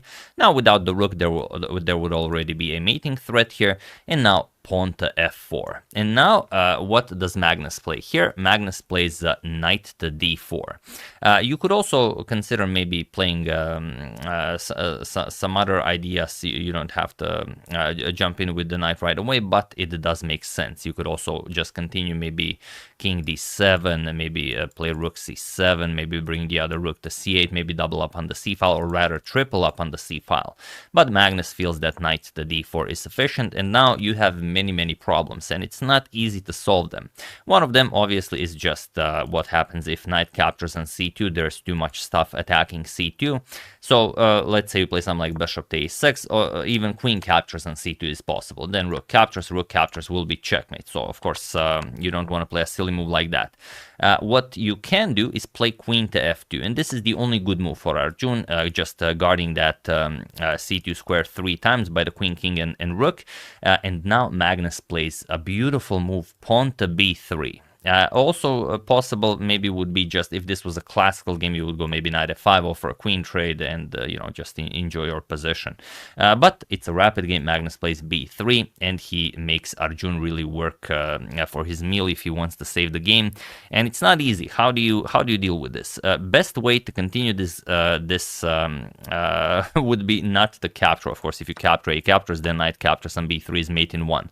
Of course, the pawn cannot capture and the knight covers d2 and c1, so not that. But what you could do after b3, and this is by far the best for Arjun, is knight to c3. Now you allow knight captures on c2, and now you trade queens. Queen captures, rook captures, a captures on b3, attacking the knight, and after the knight moves, attacking the rook, you play bishop to b5 check first, and after king moves, now you move the rook. And now, okay, the game continues. Black is slightly better.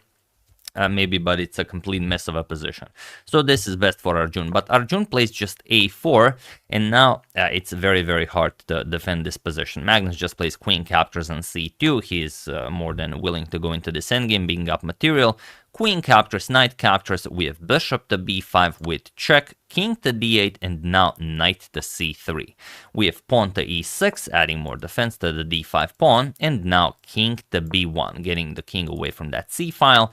King to e7 by Magnus, and now knight to e2. And now what do you play here? Well, there are two ways to play this, and when I was watching the game, I was really thinking about how, in the olden days, for example, in the age of Paul Morphy, Morphy would always play the most complicated line and dazzle everyone, and everyone will be like, wow, Morphy, what a magician.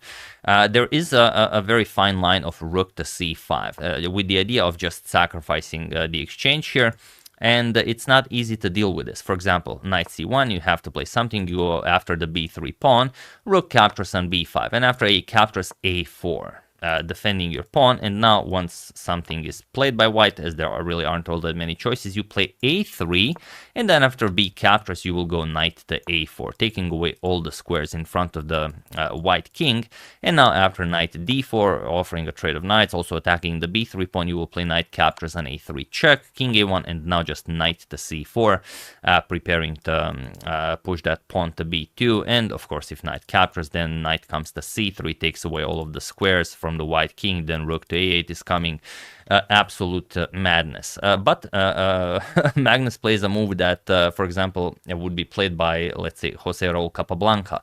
If you remember, during the Capablanca saga that we've covered, Capablanca was often criticized, even though he pretty much won every game, but that he wasn't, playing flashy sacrifices, wasn't dazzling the viewers. But sometimes Capablanca would just win a game in the most simplest of ways, and then he would also demonstrate after the game how he could have won, let's say, by sacrificing a piece or something.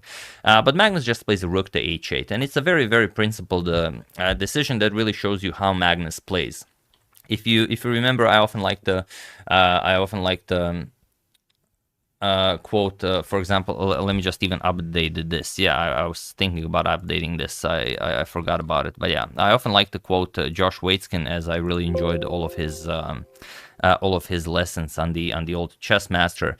Josh Waitzkin used to say that if you're struggling to find the move, think about the principle of the least active piece. And here, if you look at Magnus's pieces, this knight is very active, rook is very active, the knight could be more active, but it's not the least active piece. The rook on f8, however, is black's least active piece, and now Magnus just plays rook to h8. So just by knowing the principle, the move comes to mind, and Magnus plays it. So he makes chess look very simple. And okay, now you're countering Arjun's rook that is very active, and Arjun trades. If you don't trade, I just give the h file to Magnus. So rook captures on h8, rook captures on h8, and now knight to c1, going after the b3 pawn, and now Magnus plays knight e3, goes after the rook on d1. Situation on the clock, 3 minutes for Arjun and 8 minutes for Magnus. We have rook to e1, attacking the knight, now knight c to e4, just defending the knight here, and knight e to c4. Getting back, and now the question is, can Arjun play knight captures on b3? Yes, he can, and he most definitely should, but that also means that the knight from c4 attacking the b2 pawn will help out the rook, and then once the rook comes to h2, it's very hard to defend this position. You could also wait, play king a1, and then like be ready. If rook to h2, then you can maybe block with rook to e2, but then moves like rook to d2 come to mind. Now the pawn is protected, and if rook to d1, then you play rook to h2, and there really isn't a move Arjun can play here, and Magnus will just slowly build up an attack against the base of the pawn chain here, start gobbling them up one by one. It's a very slow death. So after knight e to c4, Arjun goes for the pawn, knight captures on b3, and now rook to h2. Magnus goes after the b2 pawn, king to c1, and now Magnus plays king to f8. There's no rush in capturing the b2 pawn. This can never be defended, but Magnus is just asking, what do you play? Is there a move that you can play that will improve your position? Most likely it will worsen your position. So here, another example of a nice principle: the threat is stronger than the execution. So rook to f1, Arjun ready to lift that rook over to f3 to help out with the defense of the queen side and the g3 pawn. You could also play something like rook d1, but then just rook g2 puts pressure on the pawn here, and if rook to d3, yes, it's possible the pawn is protected, but then you will lose the b2 pawn. So it's a trade-off. But okay, rook to f1 by Arjun. Now Magnus finally captures, knight captures on b2, knight captures on a5, and now knight 2 captures on a4, grabbing that pawn. Rook to f3, adding more defense to the third rank, and now just knight to c5. We have rook to c3, going after the knight, but now Magnus just plays rook to a2, saying that if you capture here, it's just lost, because if you capture, Magnus will capture on a5, and now you can never move the bishop because the rook hangs, and you can never move the rook because the bishop hangs, and it would be a fairly easy way to win this. To give you an example, let's say king c2, Magnus starts bringing the king into the game, king b3, knight to d7, now attacking the rook, and there's really no good move. You have to attack the black rook here, and then after captures, this is a winning endgame for Magnus. Let's say g5 attacks the pawn because the knight is coming to e4, will put pressure on g3, and if let's say king b4, knight to e4 attacks the g3 pawn, and if f captures, king g6, now you're just gonna gobble up all of the pawns, easily winning endgame. So after rook to a2, knight to c6 is an attempt by Arjun, and it's a valiant one. Knight to e4 by Magnus, attacking the rook and the g3 pawn, rook to b3, and now rook to g2, putting more pressure to the g2 pawn. Bishop to a6, opening up an attack on the b6 knight, now knight to a4. We have rook to b8 check, king to g7, and now knight to e7, and it looks very dangerous. Rook to g8 is coming, pawn is covering f6. Problem is, Magnus always has the h7 and h6 squares. So knight 8 to c5, Magnus puts pressure on the bishop, and now there is no good way to play this. If you defend or move, you're just playing a worse endgame, so Arjun gives it one last attempt, rook to g8 with check, and now king to h7. Also king to h6 is fine, but Magnus goes king to h7. Rook to f8, now attacking the f7 pawn, and now Magnus has to decide whether to capture the bishop or to try and checkmate the white king with the two knights and the rook. It's possible to do this, but it requires calculation, and Arjun was very low on time, some 30 seconds on the clock, so Magnus just picks up the free piece. But, for your viewing pleasure, I will show it. If knight to b3 check, king to d1, rook to d2 check, king to e1, now knight to d4, you allow one check here, and after rook captures, king to h8, knight captures on g6, you play king to g8, and now there is nothing you can do. The rook is hanging. If you move the rook with check, then king g7 will attack the knight and the rook, and if you move the rook, of course, then it's game over. Just knight to d3, knight to f3 with check, king to f1, and then knight captures on g3 will be checkmate, or something like that. You could also play a rook to f2 checkmate, so there are many checkmates in the position. So after rook to f8, Magnus says, all right, I'm not going to calculate this. I'm just going to pick up the free bishop. Rook captures on f7, king h8. Now comes knight captures on g6, but now, of course, king to g8. The rook now hangs. You have to play a move.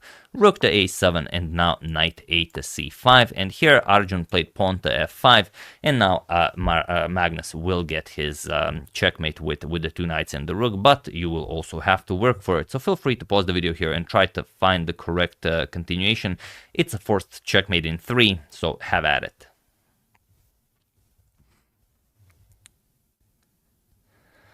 So for those of you who were able to do it, congratulations on spotting the forced mate in 3, and for those of you who just want to enjoy the show, it is of course knight to d3 with check. This is what Magnus played, and it was in this position on move 48 that Arjun Ergesi resigned the game, as there is nothing more to be done here.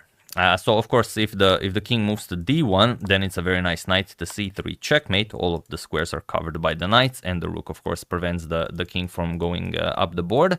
And if after knight to d3 check, you play king to b1, then it's a very nice knight to c3 check, king to a1, and now the knights are covering a2 and b2, and of course, rook to g1 will be checkmate. So after knight d3, Arjun resigned, and a tough start for Arjun in the second match. Magnus takes a win in the first game with the black pieces, so now Arjun will have to really pull like a really big rabbit out of a hat if he wants to bounce back in this match. But if anyone can do it, he can. He's been playing incredible chess for the past 2 years.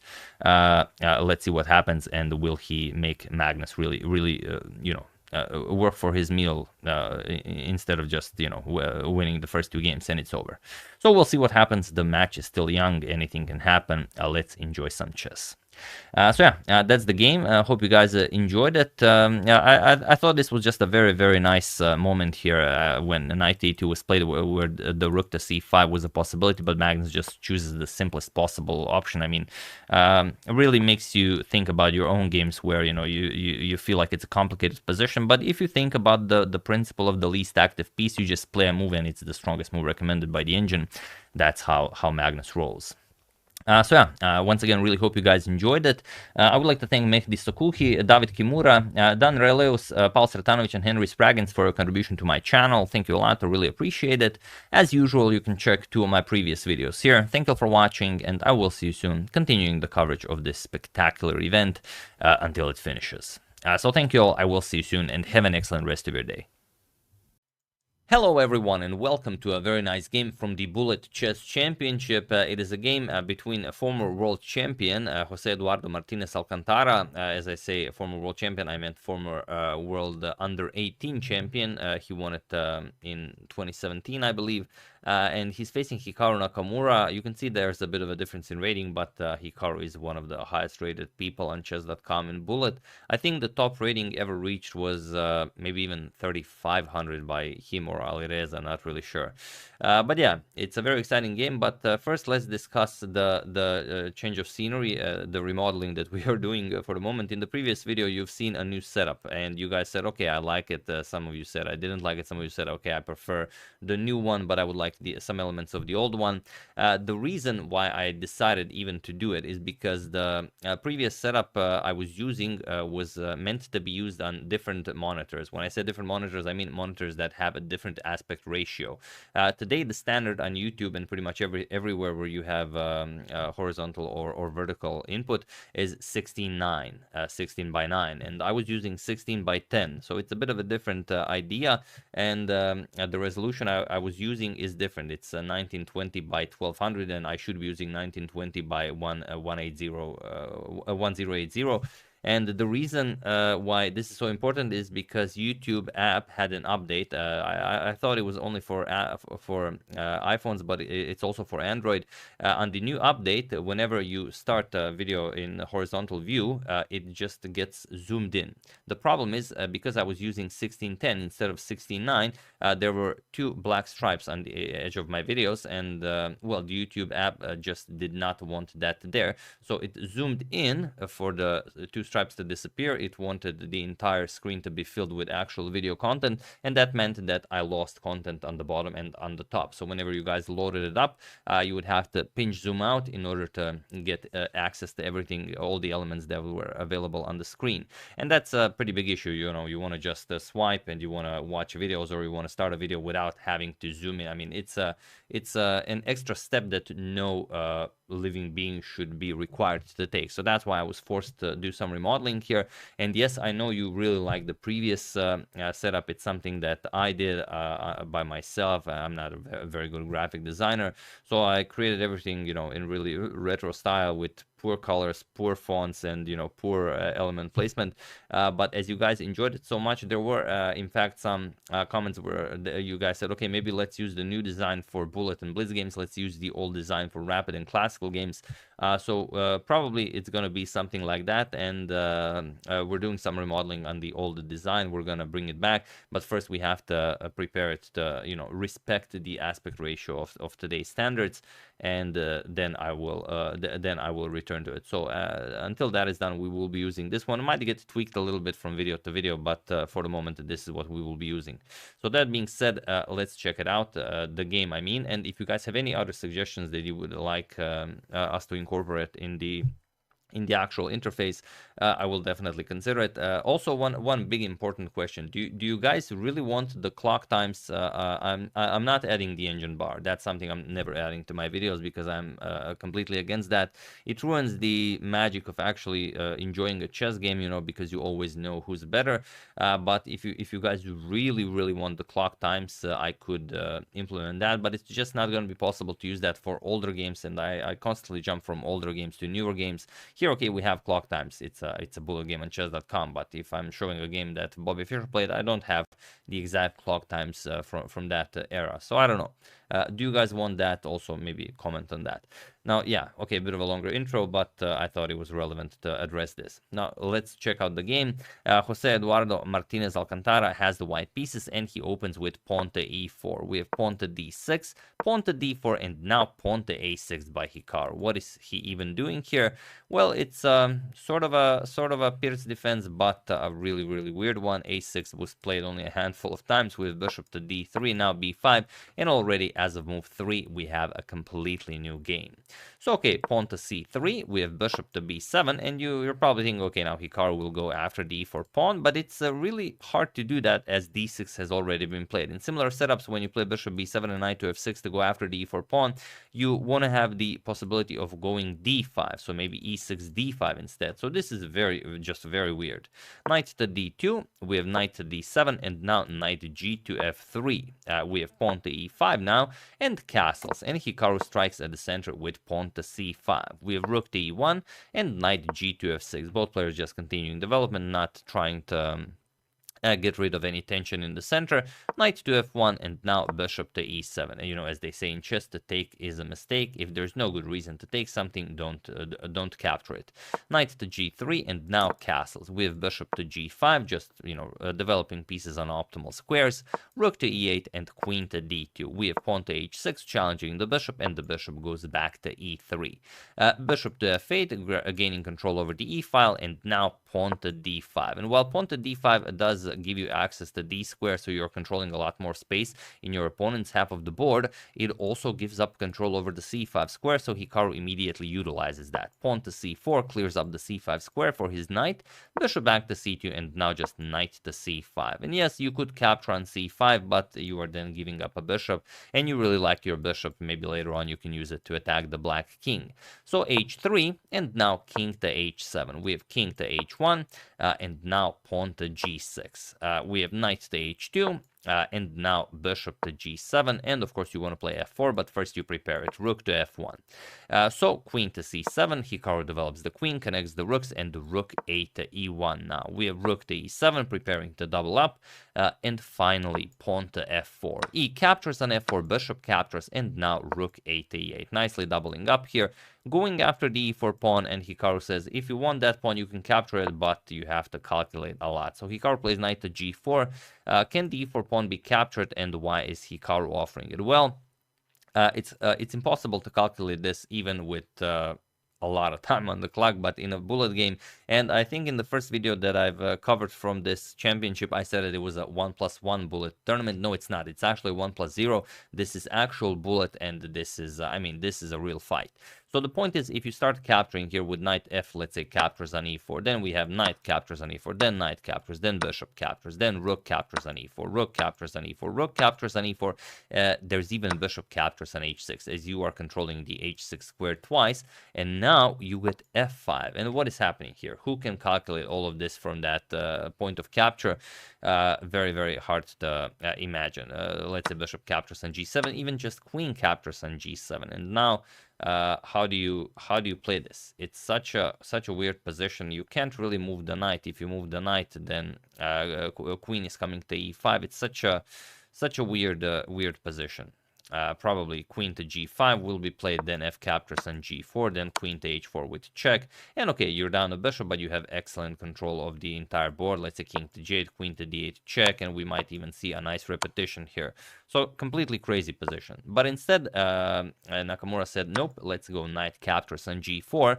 And bear in mind, this is all played with a 1 minute plus 0 seconds increment time format. H captures on g4, and now knight to d7, remaneuvering the knight. We have pawn to g5, and now pawn to h5. Hikaru should have just captured here. He played pawn to h5, but again, there's no way to calculate this. Yes, knight captures on h5 is a move. We can all see that. Then you open up this diagonal, then you play e5. But the problem is, okay, let's say knight captures on h5. We have to discuss it because it's beautiful. If g captures on h5, there's bishop captures on d6, where you can't capture because of e5 check, and you blunder a queen.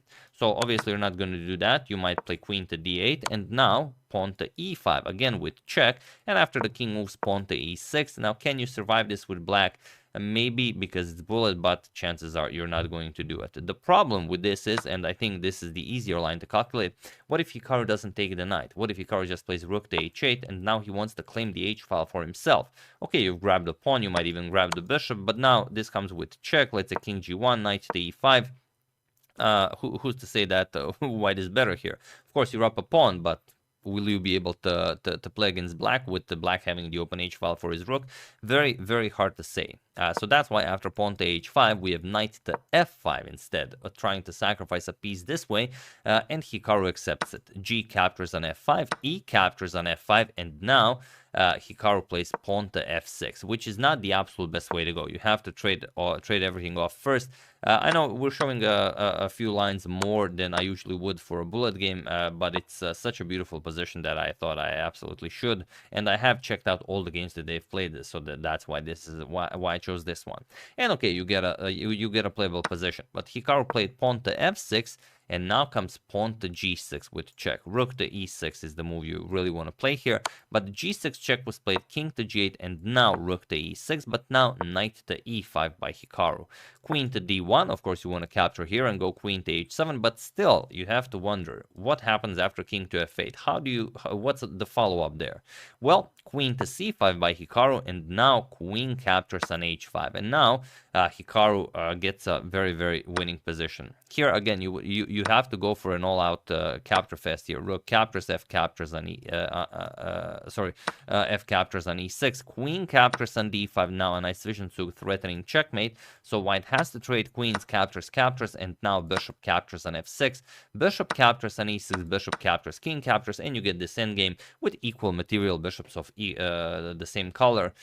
Probably black a little bit better, as it's hard to say if you will be able to keep the g6 pawn, and it's a double pawn. But yeah, that's how you should play it. After queen captures on h5, like we said, once queen h7 lands and king comes to f8, what's the follow-up? And Hikaru asked that same question. Queen captures on d5, now threatens checkmate on g2. We have rook to f2 defending, and now rook captures on e6. F captures on e6. F captures on e6, and now Hikaru should play just rook captures, but he played knight to d3, and now again it's white who's better here. Incredible, but that's just how bullet chess works. Queen h7 check, king to f8, and now bishop captures on d3, c captures on d3, and now you are white here. What do you play? It's such a tricky position. Feel free to pause the video and try to find the absolute best continuation for Jose Eduardo while I give you a couple of seconds.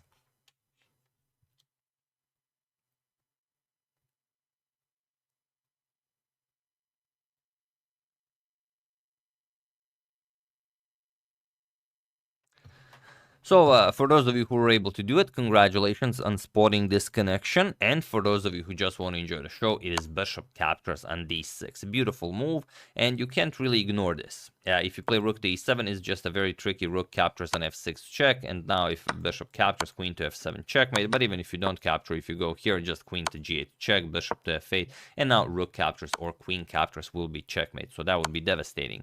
So queen captures on d6 was played by Hikaru, and now comes rook captures on f6 with check, and Hikaru, of course, starts running away. If you capture, then he gets checkmated on f7. So king to e7.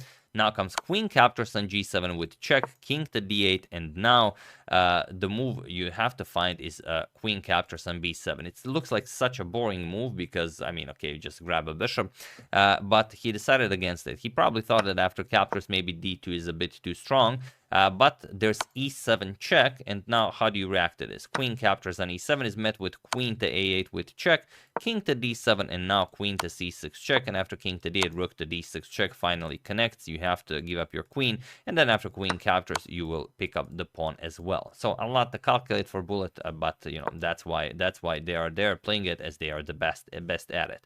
So rook to f7 was played instead, but now it is definitely Hikaru who is winning. He just plays bishop to c6 and says, nope, you will not be playing rook to d7.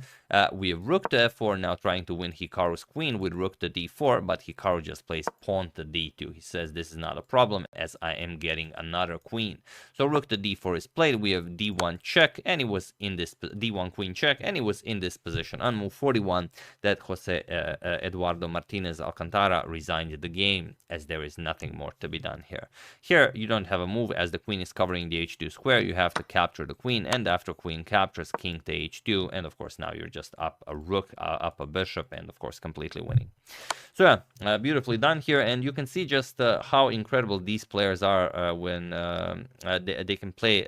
I mean, okay, like I said, when you have a bullet that's 1 + 1, 1 minute plus 1 second increment, for grandmasters that are this strong, that 1 second increment is so much for them that the games are so much higher level. But here with 0 increment, sometimes you will, if there's a lot of moves being played, you will have to pre-move, you will have to do this, you will have to do that, you know, you will have to claw your way out of the position. And here playing such a complicated game at such a level, I think it's absolutely incredible.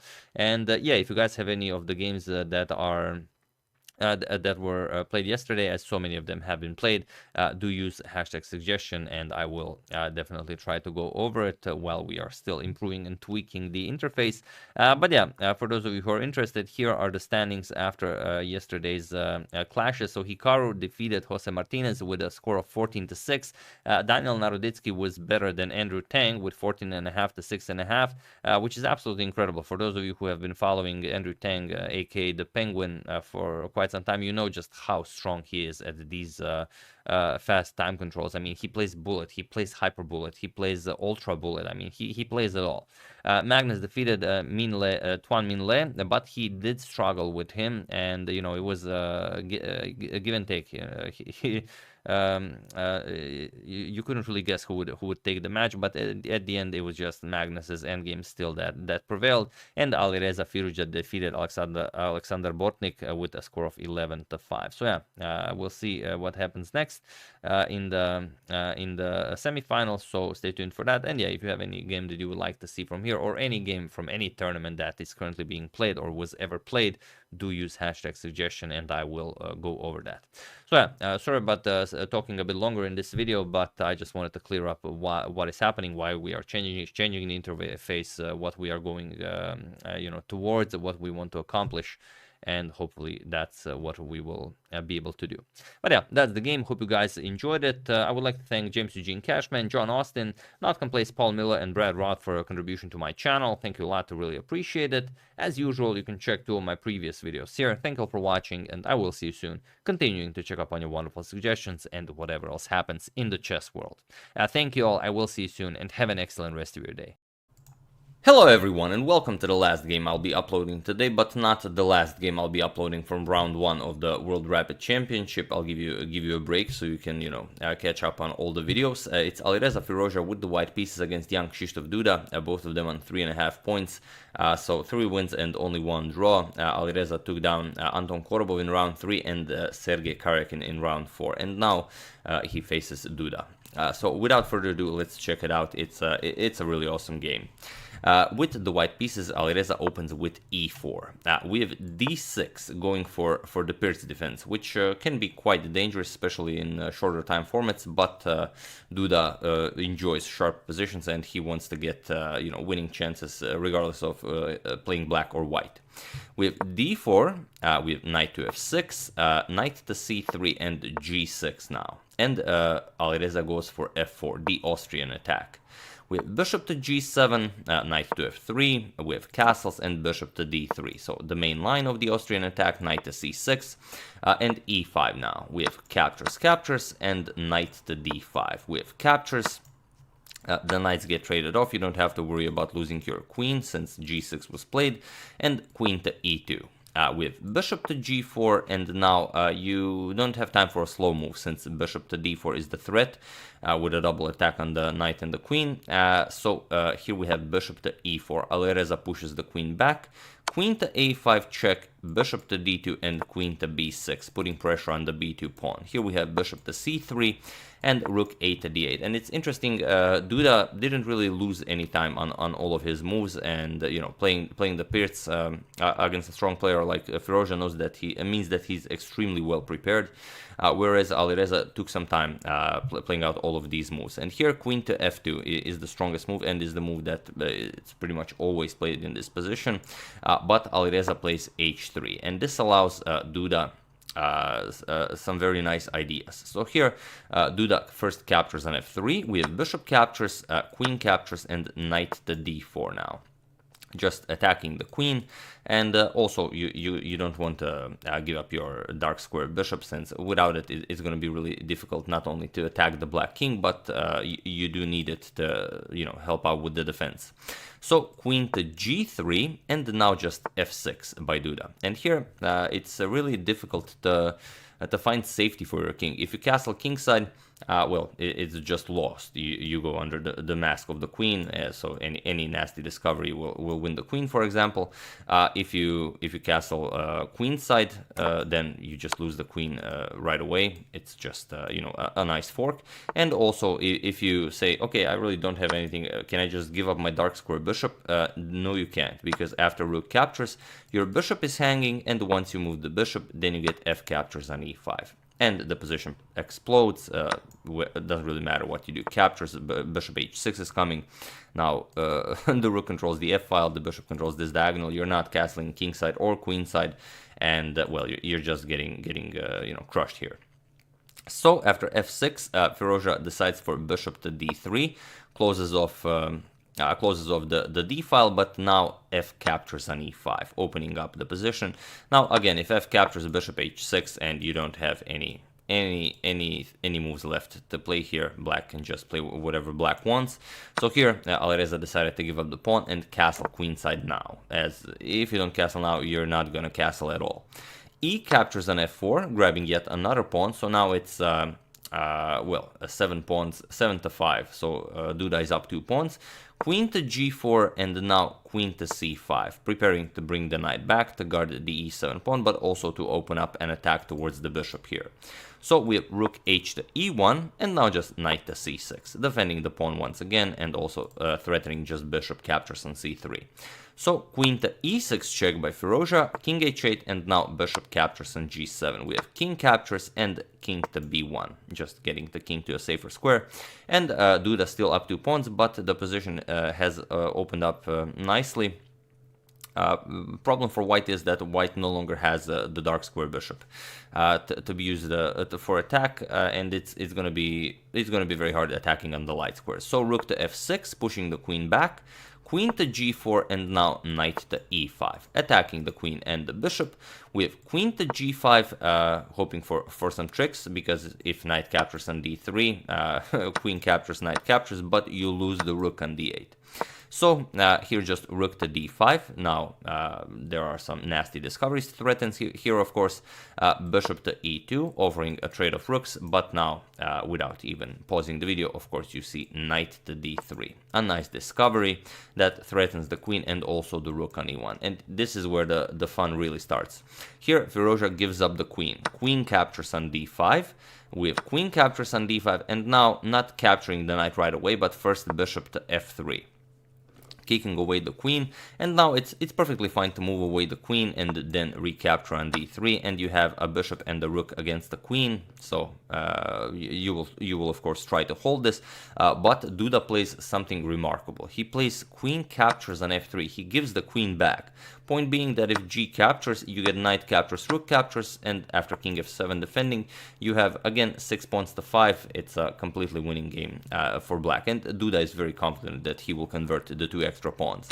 So Alireza decides for rook captures on e7 instead. He will grab yet another pawn before trading queens. We have king to f8, the only move. You have to make a move with tempo with an attack on the rook. G captures on f3, and now king captures on e7. And here rook captures on d3. C captures on d3 is the only way to continue the game. However, you were down a pawn, you don't want to mess up your pawn structure even further. So here Alireza played rook captures on d3, but it now is just completely lost. So feel free to pause the video now and try to find the winning move for Duda in this position while I give you a couple of seconds. So for those of you who were able to do it, congratulations on knowing your endgames. And for those of you who just want to enjoy the show, rook to d6. This is what Duda played, and it was in this position on move 31 that Alireza Firouzja resigned the game and he took his first loss of the tournament. Whereas Duda continues to go on 4.5 out of 5, and he joins the leaders of the tournament. Here it's it's not playable. If you move the rook, you get mated. That's the point. That's why Alireza resigned. And if you trade rooks, it doesn't really help you. Captures, and of course you have to know that the king and pawn endgame is winning. Simply, it takes very, very few moves for black to clean up these pawns, and white just doesn't have any counterplay. So it's basically enough to just, let's say, pick up the h pawn, defend this guy, and push the h pawn to victory. There's nothing white can do about that. So really, really insane stuff. And it's really even more impressive that after bishop to f3, Duda decided to go for this queen captures on f3. I mean, yes, of course, you are a very strong grandmaster. You are confident in your endgame skills, but still, giving up a queen like that, just not something you see very often. Not something. I don't think it's something anyone would do. So that's what makes it even more impressive. But yeah, before we forget, we do have the standings after 5 rounds. Like I said, we are going to show at least a couple of more games from round 1. So here they are. With 4.5 points, Wang Hao, Ilyas Mirin, Shahriar Mamedyarov, Yang Krzysztof Duda, and Linier Dominguez. So 5 of them with 4.5 points. Followed by 4 points, Magnus Carlsen, Gadir Guseinov, Alexander Zubov, Lequang Liam, Danil Dubov, Alexander Motilev, and Maxim Vachiel-Lagrave. Those are with 4 points. Then with 3.5, Daniel Friedman, Alexei Shirov, Anish Giri, Alexander Ryazantsev, Levon Arenan, Pavel Ponkratov, Paco Vallejo, Yan Nepomniachtchi, Alexander Grishuk, Shamsidin Vokshidov, Nikita Vityugov, Peter Svidler, and Hrant Melkumyan. So those are the top 25 players. And you can see all of them are grandmasters, and even one international master made it to the top 25, Shamsidin Vokshidov.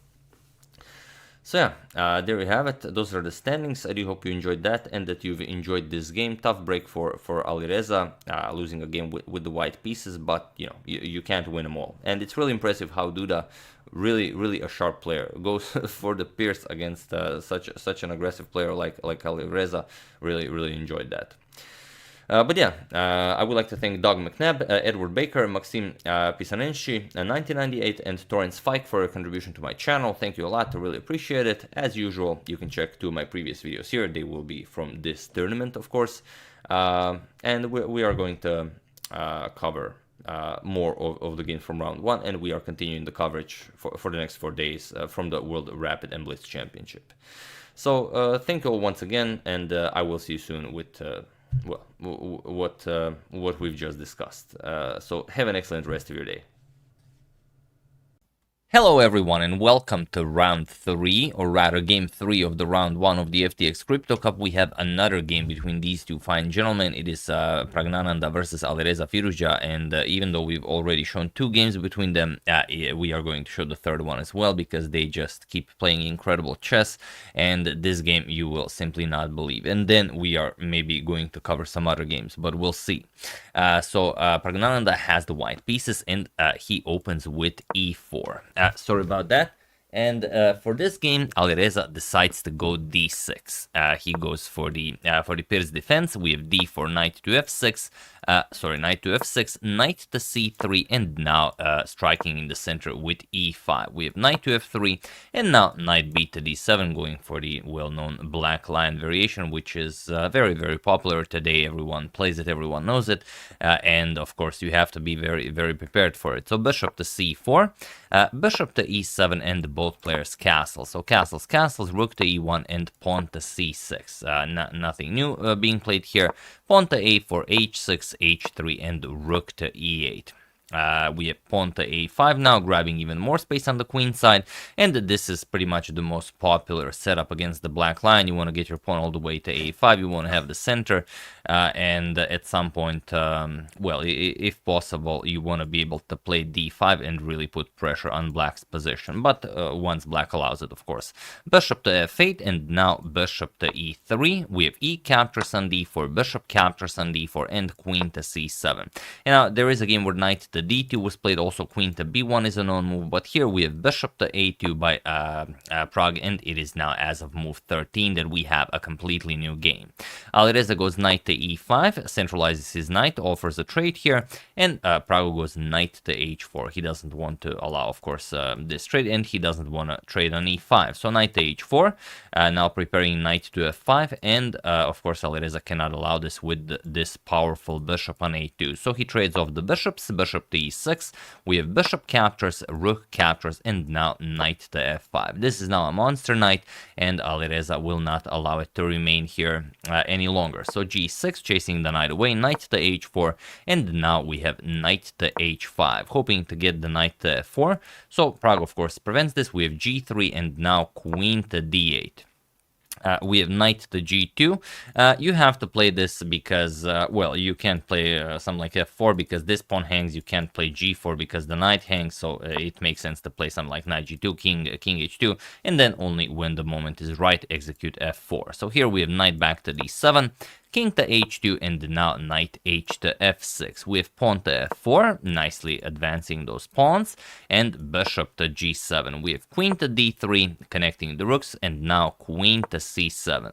Rook to f1, improving the position of the rooks, and now pawn to a6, not allowing any nasty pawn to a6 by white in the future.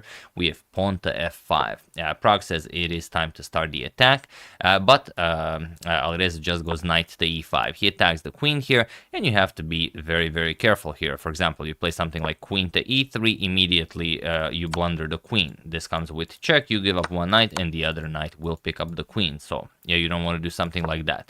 So here, bishop captures on e5, we have rook captures on e5, and now f captures on g6. We have f captures, and now knight to h4, just nicely going after that g6 pawn. So king to h7, Alireza defense, and knight back to f3, attacking the rook, remaneuvering the knight, rook to h5, Alireza's rook makes it all the way to the attack against Prague's king, and now knight to e2, preparing knight to f4 to hopefully win the rook, and now Alireza just goes for it, knight to g4 with check. You could also consider combining d5 with knight to g4 simply to have this diagonal open before starting the attack, but it's rapid chess, you don't have all the time in the world to think about your moves. So knight g4 check, king to g2, and now knight to e5, attacking the queen.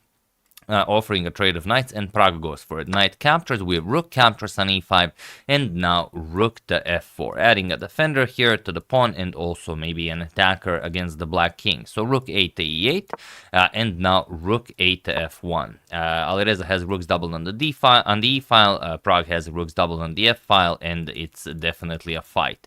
We have rook e to rook 8 to e7. You do not want to allow rook to f7. This will attack the queen, also put pressure on the bishop. So rook to e7, and now pawn to b4, defending the a5 pawn, but this allows Alireza too much in the position, and of course Alireza makes good use of it. He plays d5, puts pressure on the center, and also opens up the queen's diagonal, and if you go for pawn captures, of course the knight hangs, so you can't do that. So Prague has to figure out how to go about this. He plays knight to c3, adds a defender to the e4 pawn, and now queen to d6. We have rook 1 to f3, and now comes queen to e6, just tripling up on the e-file.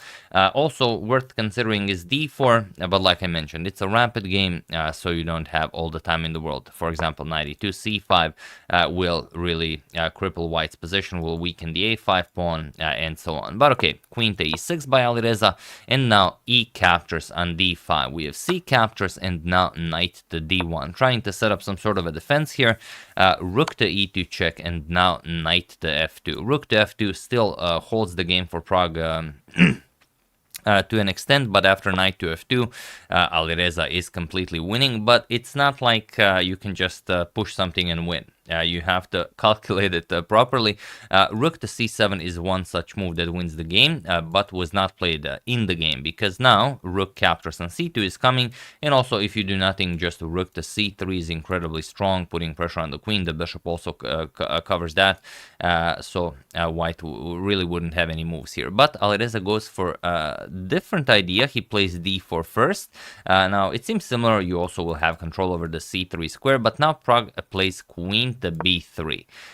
We have queen to c6, of course, declining the trade, aligning the queen with the king here, and now pawn to h4. We have pawn to h5, and now queen to d3. So Prague fighting for his life here, but it doesn't seem like there is any chance left. Here we have rook 7 to e3, attacking the queen, offering a trade of rooks, but of course this is impossible as this rook is still pinned.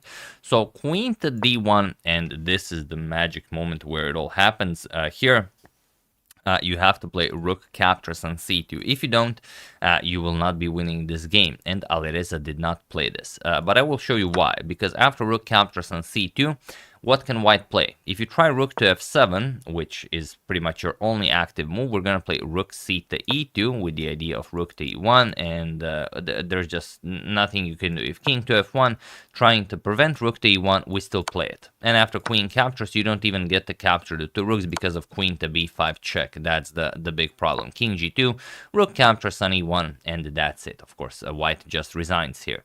But instead, queen captures on c2 was played, and now Prague says, all right, he gets a new lease on life. He trades queens, queen captures, rook captures, and now rook to f7. And now he goes after the b7 pawn, and this is definitely not a simple thing to push for the win, even with the passed d4 pawn. So here, king h6 unpinning, and now the bishop can move. Rook captures on b7, and now rook e to e2, putting pressure on the knight, hoping to get d3 and maybe bishop to d4, and that will also be winning for Alireza. But here we have sorry about that. We have rook to d7. Now keeping an eye on that d3 square, but still we have pawn to d3. The problem is you don't have a way of circumventing this, because let's say rook to b2. Here Prague had in mind rook to f7, and Alireza can resign, because after the bishop moves, rook to h7 will be checkmate. The g5 square is covered by the pawn. So here d3, at least opening up the bishop's diagonal, the pawn will fall either way. So rook d captures on d3, and now rook to b2. Alireza goes after the b4 pawn. We have rook back to d7, and now rook e to d2.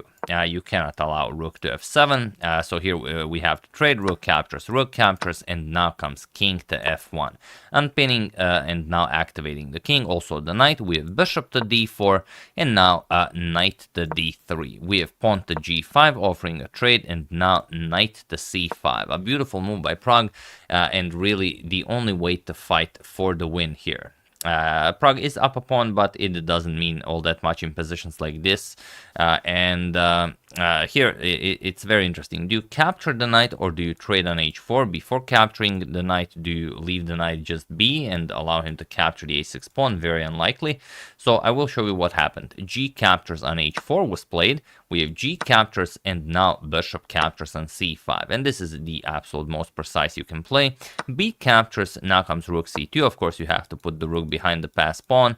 Now rook f6 check, king to g7, and now rook to c6, blocking the, or rather defending your passed pawn.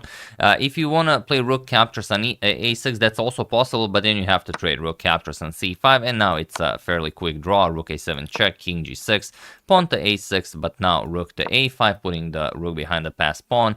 King to g2, we're going to play king to f5, and now after rook to a8, we're going to play king to g4, a7, hoping to get this check in and promote our pawn to a queen, but now king captures on h4. You don't have the check, material is equal. This is a dead draw.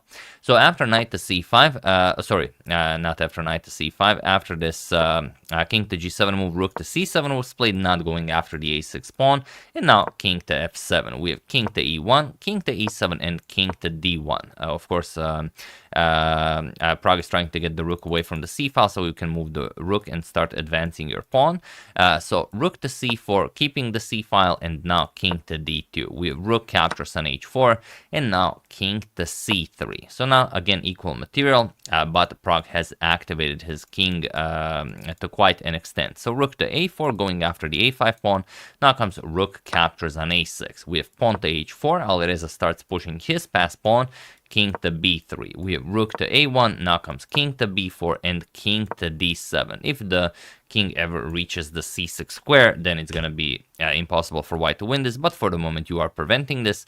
Rook to h6, putting the rook behind the passed pawn, and rook b1 check. We have king c4, rook to c1 check, king to b5, and now rook to b1 with check. King to a6, and here there are many moves that just draw the game. I will show one such line. For example, you can just push the pawn, and this can never be captured. Otherwise, we just get our king to c6. And if you play something like c6 check, king c7, still, there's nothing you can do. If king to a7, just pawn to h2. Now you have to capture, otherwise we're getting a queen. So rook captures, king captures on c6, and now this is a well-known draw. But in the game, Alireza played pretty much the only, not pretty much the only, but one of the few moves that actually lose the game for black. He played rook to a1, and now feel free to pause the video and win this game for Prague while I give you a couple of seconds.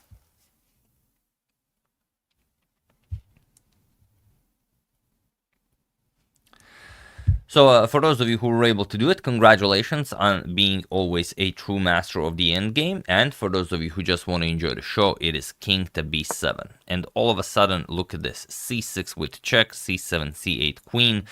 There's no way for black to stop this. If rook to b1 check, we're just going to block rook to b6. How can Alireza fight this? This is what Alireza missed, and it is incredible that it actually happened. So rook to b1 check was played. Of course, he will fight until the very end. Rook to b6, rook to c1, and now pawn to c6 with check, forcing the black king to move, king to d6, and now rook to b2. This is another fine finesse by Prague. By playing king d6, Alireza is trying to trick Prague. If c7 check, seems like it's all working out. You open up a discovery, king c7, and now you can't stop rook captures on c7. So it was a nice attempt by Alireza, but Prague spots it. He plays rook to b2, and now we have pawn to h3. Again, if you go for rook captures on c6, you just lose that rook because of rook d2 check. Now if you move the king, you lose the rook, and if you defend it, then another check, and the rook is lost.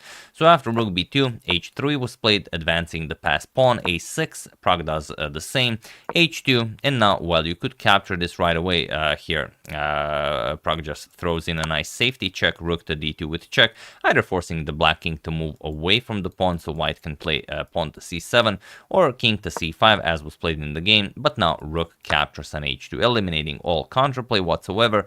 Rook to b1 check, king to c7, and it was in this position on move 76 that Alireza Firouzja resigned the game, and Prague takes the lead in the match as he has now won 2 games. Alireza won 1, and there is one more game that will be played, so we'll see if it will be 2-2 and tiebreaks will be played, or will Prague win this match, which would be an incredible start for him, defeating Alireza Firouzja. You know that's not something that happens every day.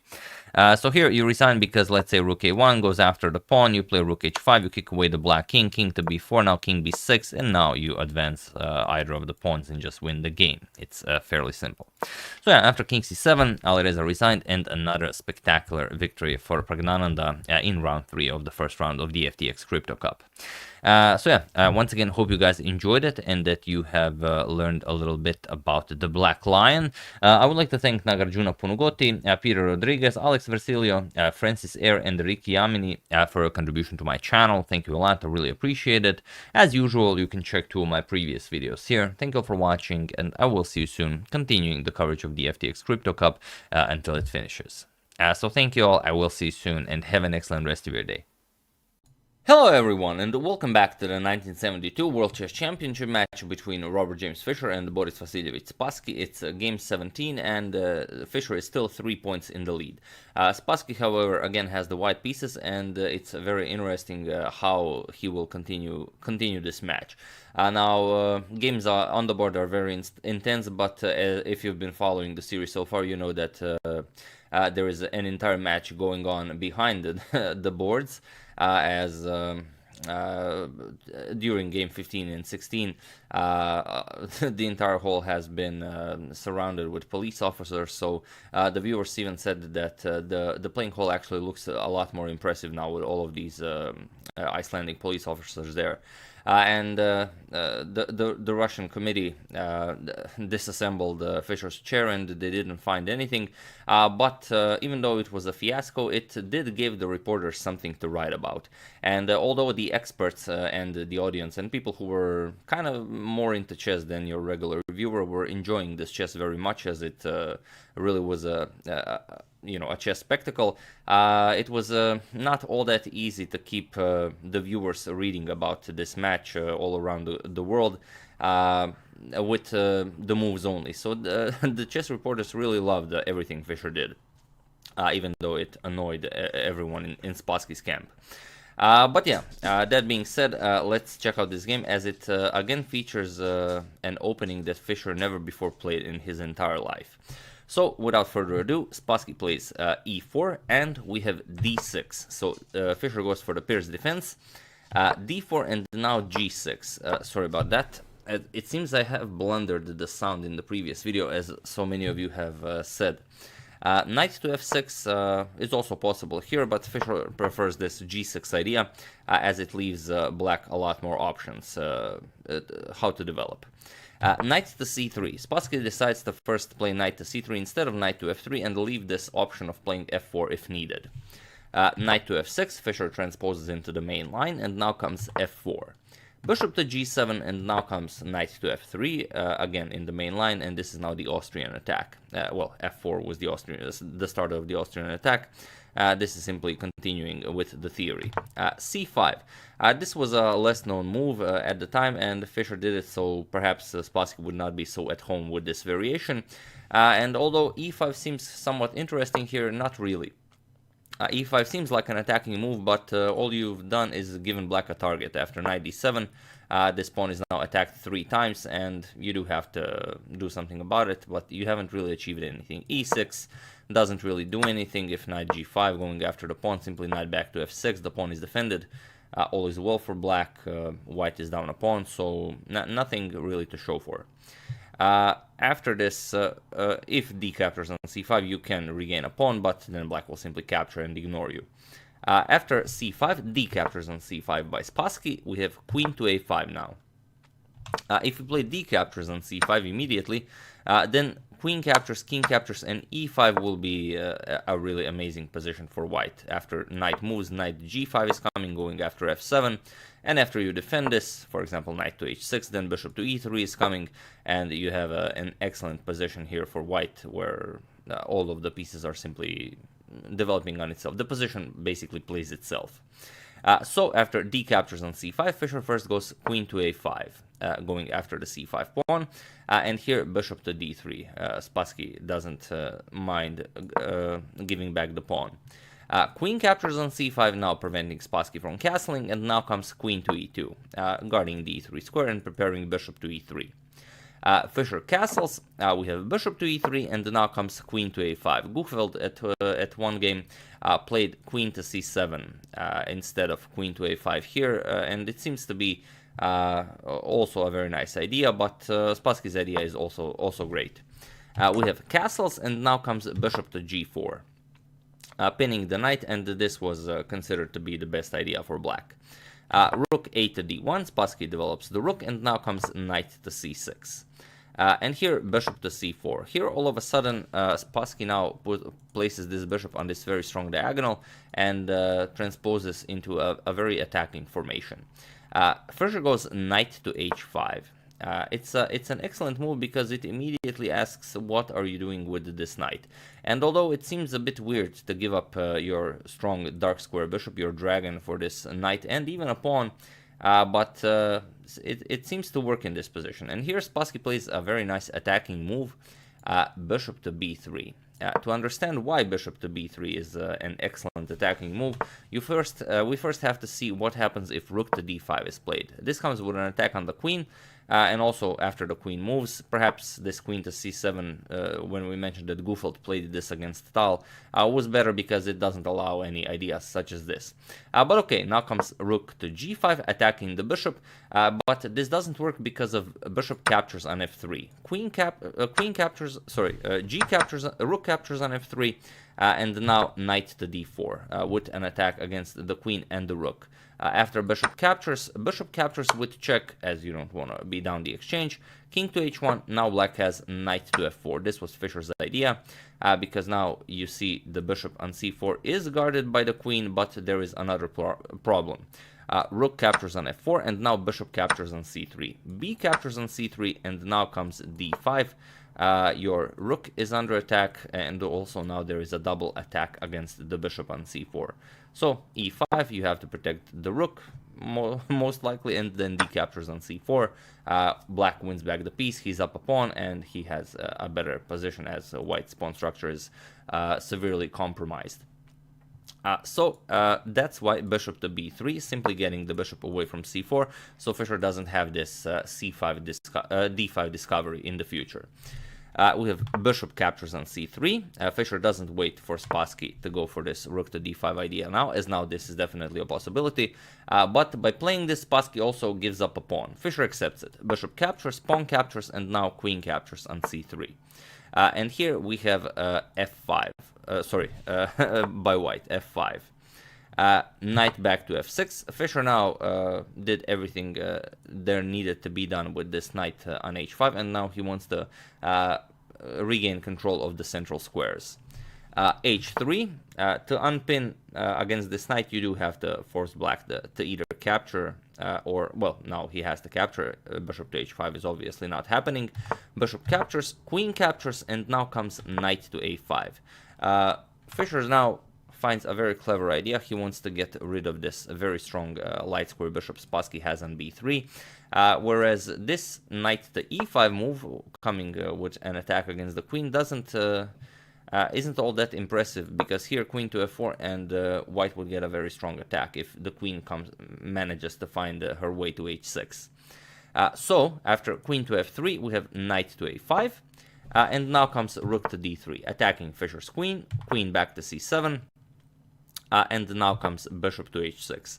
Here Spassky decided, at least I'm gonna try and be materialistic here, as I've pretty much run out of any other options. Knight captures on b3, Fischer grabs the very strong light square bishop, and here you don't have the option of capturing on f8 really, because Fischer will simply move the knight and attack your rook. So now you can't really give up this very strong bishop. It controls all of the dark squares here. You would have to move the bishop. And now after knight captures, pawn captures, the material now will be equal, pieces wise. Black will still be up a pawn, but black will be in a better position here. So after knight to b3, we have c captures on b3 by Spassky, and now comes queen to c5 with check. Here, Spassky played king to h1 automatically, but Gligoric says that instead of this king to h1 move, rook to e3 was a better defensive resource because it saves a tempo in the future. But it doesn't appear to be so, because here, after Spassky's king to h1, Fischer played queen to e5. He decided to give up the exchange here. And okay, Spassky accepted this. He played bishop captures on f8. We have rook captures on f8, and now because the knight and queen are attacking the e4 pawn, you do have to protect it. So now Spassky played rook to e3. But this is the reason why Gligoric says that this king to h1 was a waste of a tempo, that rook to e3 was better straight away. But the problem is, after rook to e3 in this position, straight away, who knows if Fischer would have gone for the same exchange sacrifice with queen to e5. Perhaps he would simply move the rook, rook f to c8, and now the game continues. White does have a very strong attack, but after g4, there's no immediate anything that White has. Black should be able to fend off this attack. But okay, I'm sure Gligoric definitely had something there. King to h1, we have queen to e5. As we've said, Fischer offers a rook. Bishop captures, rook captures, and now comes rook to e3, defending the e4 pawn, as we've mentioned. Rook to c8, and this is Fischer's compensation. He has a knight against the rook, but this rook is not a very impressive rook. He's stuck guarding the e4 pawn, and the knight is a very impressive piece. On the other hand, Fischer has the sole control of the only open file, the c file on the board, and as you can see, this e4 pawn, as we've already said, and if this rook manages to infiltrate Spassky's second rank, this pawn will become weak as well. So down the exchange, but definitely has compensation. F captures on g6 by Spassky. We have h captures on g6, and now queen to f4. Spassky is ready to either infiltrate with queen to h6 or offer a queen trade, and here Spassky is hoping that he will somehow be able to activate the rooks, but Fischer says that you will not. Queen captures, we have rook captures on f4, and now comes as Spassky is threatening e5. This would be very dangerous, and it would create more open files for the rook, so Fischer stops it. Knight d7, getting the knight to e5. Rook to f2, and now comes knight to e5. King to h2, we have rook to c1, a very nice idea. Now Fischer will be able to use the last rank to attack Spassky's weaknesses here, even though this prevented the infiltration via the second rank. Rook e to e2, here Spassky is hoping for rook to c2 to either exchange a pair of rooks, but if not that, then he will at least be able to infiltrate Fischer's position via the open c file. So knight to c6. Fischer closes off the c file, and now he doesn't really care what Spassky does along the c file. Rook to c2, and now simply rook to e1. Fischer declines the trade of rooks, as if he traded rooks, then you would have a rook against a knight. Of course, White would be much better here, most likely even winning, but Fischer wants to use this rook he has to keep attacking Spassky's weaknesses by going back and forth. Rook f to e2, we have rook to a1, and now king to g3. King to g7, rook c to d2, rook to f1, rook blocks rook. We have rook to e1, and now rook to e2. Rook to f1, and here rook to e3. Spassky doesn't want to repeat the position 3 times and allow a draw by threefold repetition. And Fischer goes a6. We have rook to c3, and now rook to e1. We have rook to c4. And here, by this point, Spassky's position has improved. His rooks are much more active, but still there's not all that much he can do. You can't go knight e5 to force the rook off of the 4th rank to capture a pawn, because you would simply allow white rook to activate. That's not something you want to do. So rook to f1, Fischer simply keeps going back and forth. Rook d to c2, and now rook to a1. We have rook to f2. And here, this is move 40. Here, the game was adjourned. Spassky had to seal his 41st move, and It's very interesting. The next day, when they arrived at the board, rook to e1. Here after rook to e1, the game was adjourned, and now Spassky had to seal the move, and he sealed rook f to c2. And it was very interesting because now even Spassky's team, they complained to the chief arbiter Lothar Schmidt and said that for the next game Fischer has to be there on time, because Fischer was never on time. Well, very rarely he was on time for the game, but he was almost never on time for the continuation of the adjourned games.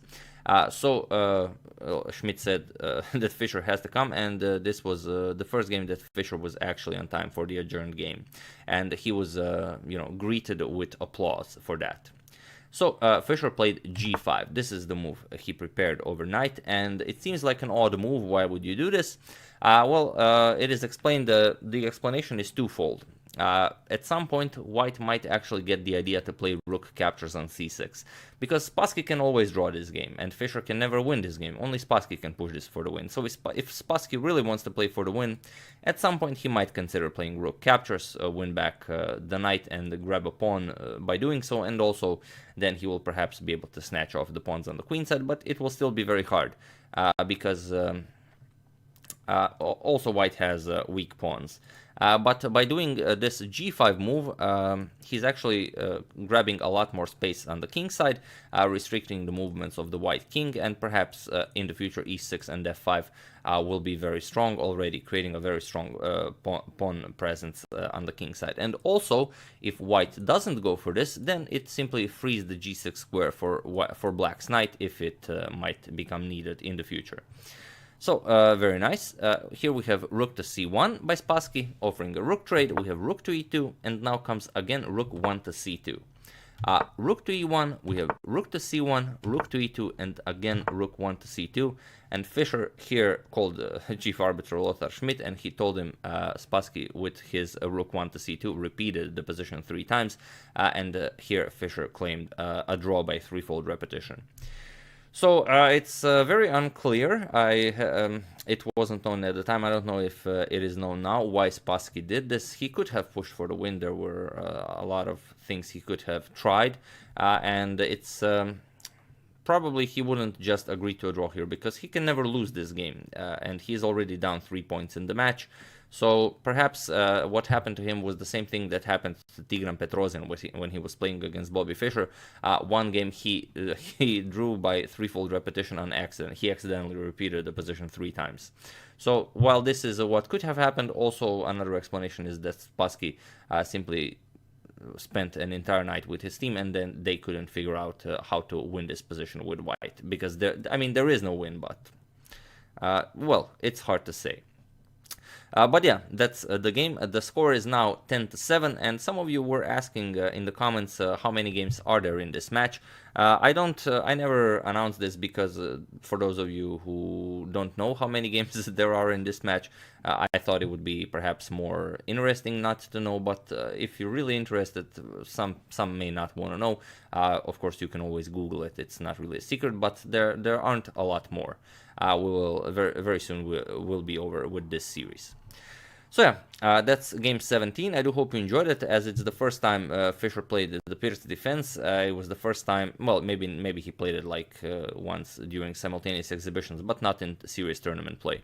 And it was the first time Fischer was on time for the continuation of the adjourned game. And again, a very attacking games by Spassky, but it just wasn't meant to be.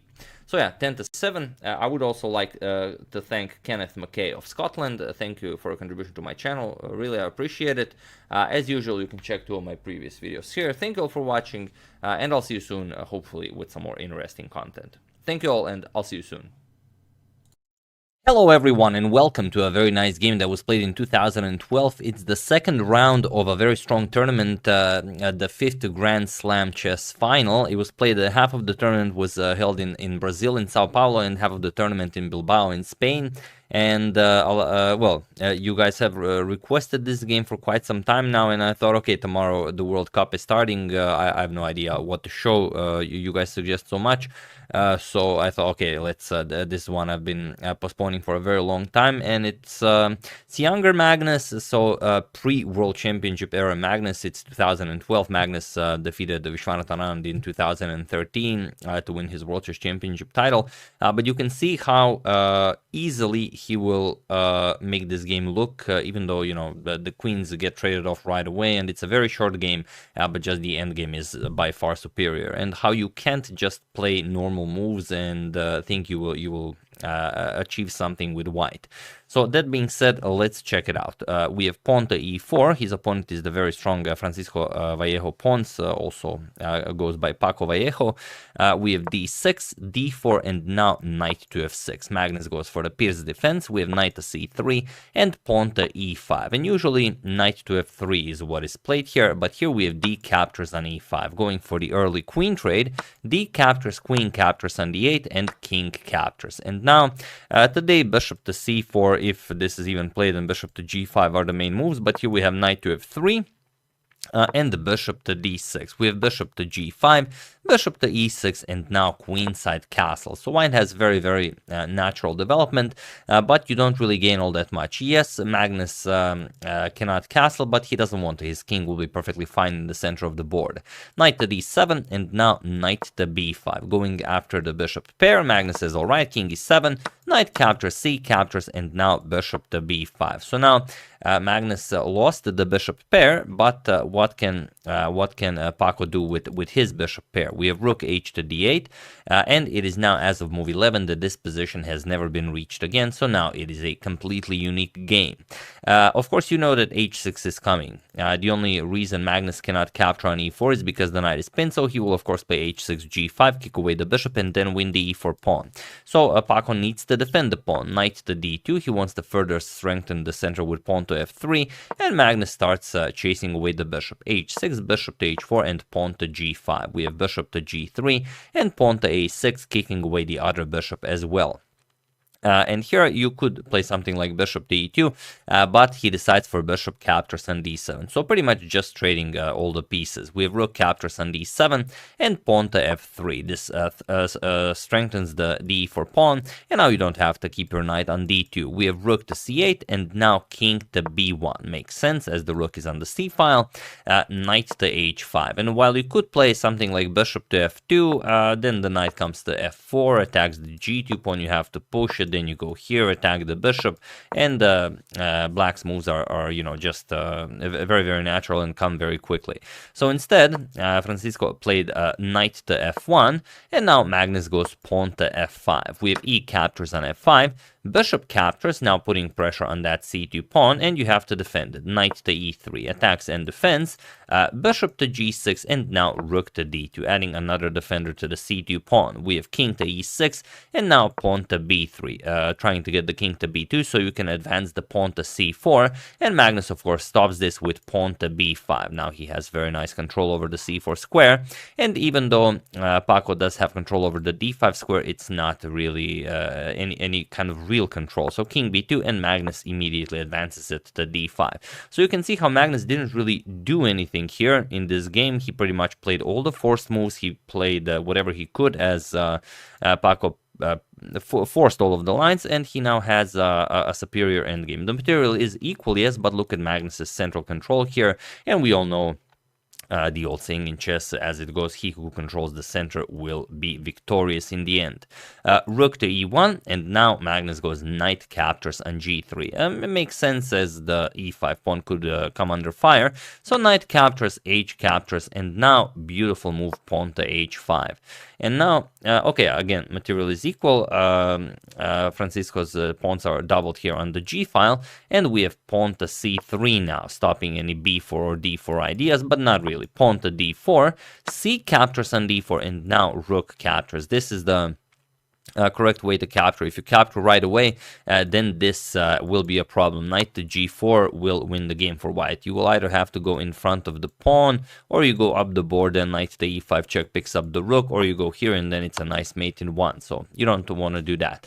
But Magnus plays it correctly. He plays c captures, first rook captures on d4, and after rook captures, only now e captures on d4.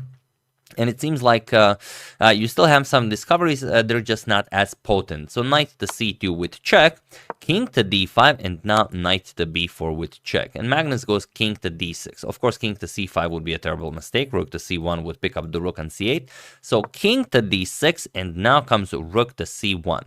With rook to d1, you can still fight, but after rook to c1, it's a very instructive how Magnus completely takes over the game. Rook captures on c1, king captures, and now what do you think Magnus played here? I'm not going to ask you to pause the video because I have a different move where I will ask you to pause the video. He played pawn to h4, and what does this move on the other side of the board do? Well, it paralyzes the g2 pawn, and Magnus wants this pawn stuck here on the light square. So now, okay, you should play something like knight back to c2 and try to hold the position, but Francisco tried to grab a pawn, g captures, and now knight captures on a6. So now he's up a pawn. The problem is there's no way to guard g2. Bishop to d3 now. Bishop to f1 will be played, and you cannot capture the pawn.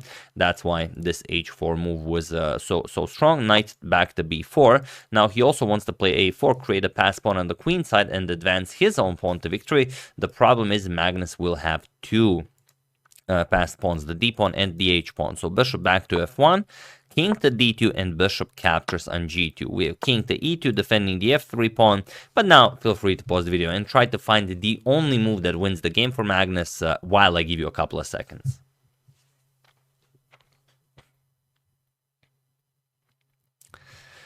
So for those of you who were able to do it, congratulations on spotting this wonderful move. And for those of you who just want to enjoy the show, it is bishop to h3. That's the only move, and I'm sure you guys figured it out, so congratulations. The way you figure it out is that, of course, you want to start advancing your pass pawn. But if you play h3 after king to f2, there's no way to continue advancing your pass pawn. So after this king to e2,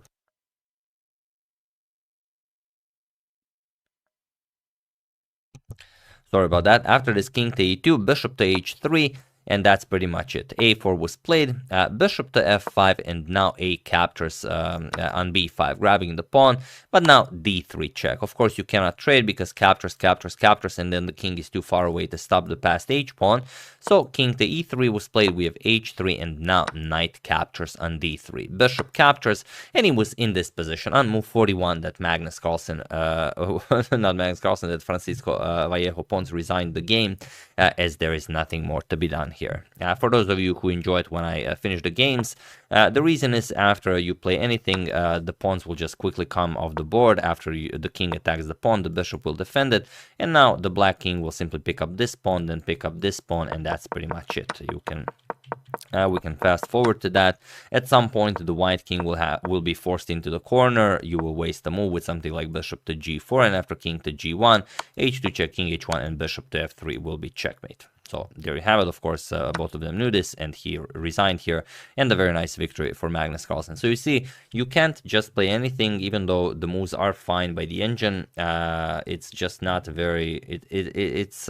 Nothing good happens if you try to play for a draw with the white pieces. Even though it's a pre-World Championship Magnus Carlsen, you can see that he took advantage of it, and that there was absolutely nothing you could do there. And regarding the standings, let me just fix that. Regarding the standings, it was a 6-player double round robin. Magnus was tied in the end with Fabiano Caruana. There we have it. I know I have them somewhere. Yeah, he was tied in the end with Fabiano Caruana. He went into tiebreaks, and then he defeated Fabi both of the games. They played in the tiebreaks. But yeah, and also it was you can see that special scoring was in effect 3 points per win and only 1 point per draw. And they had the same 4 wins, 1 draw, and 4 wins, 1 loss, and 5 draws. Then you had Levon in third, Sergei Karyakin in fourth, Shvara Taran in fifth, and Paco Ejo in 6th place. But yeah, very, very instructive, and that's why when you, even though if you're playing against a stronger opponent, or I don't know if Francisco considered Magnus to be a stronger opponent, then probably he did, as there was quite a bit of a rating differences. You can see those are the actual ratings. I found them online, 2697 to Magnus's 2843. So definitely a huge difference. But yeah, you just don't to go for this queen trade and try to push for something. It's definitely not the way to go, and don't try that in your own games. But yeah, very nicely done by Magnus, and yeah, really hope you guys enjoyed this. I would like to thank Christoph Mark, the Animated Chemist, an anonymous person, Old Games Are Best, and Len Herbert for your contribution to my channel. Thank you a lot, I really appreciate it. As usual, you can check 2 of my previous videos here. Thank you for watching, and I will see you soon.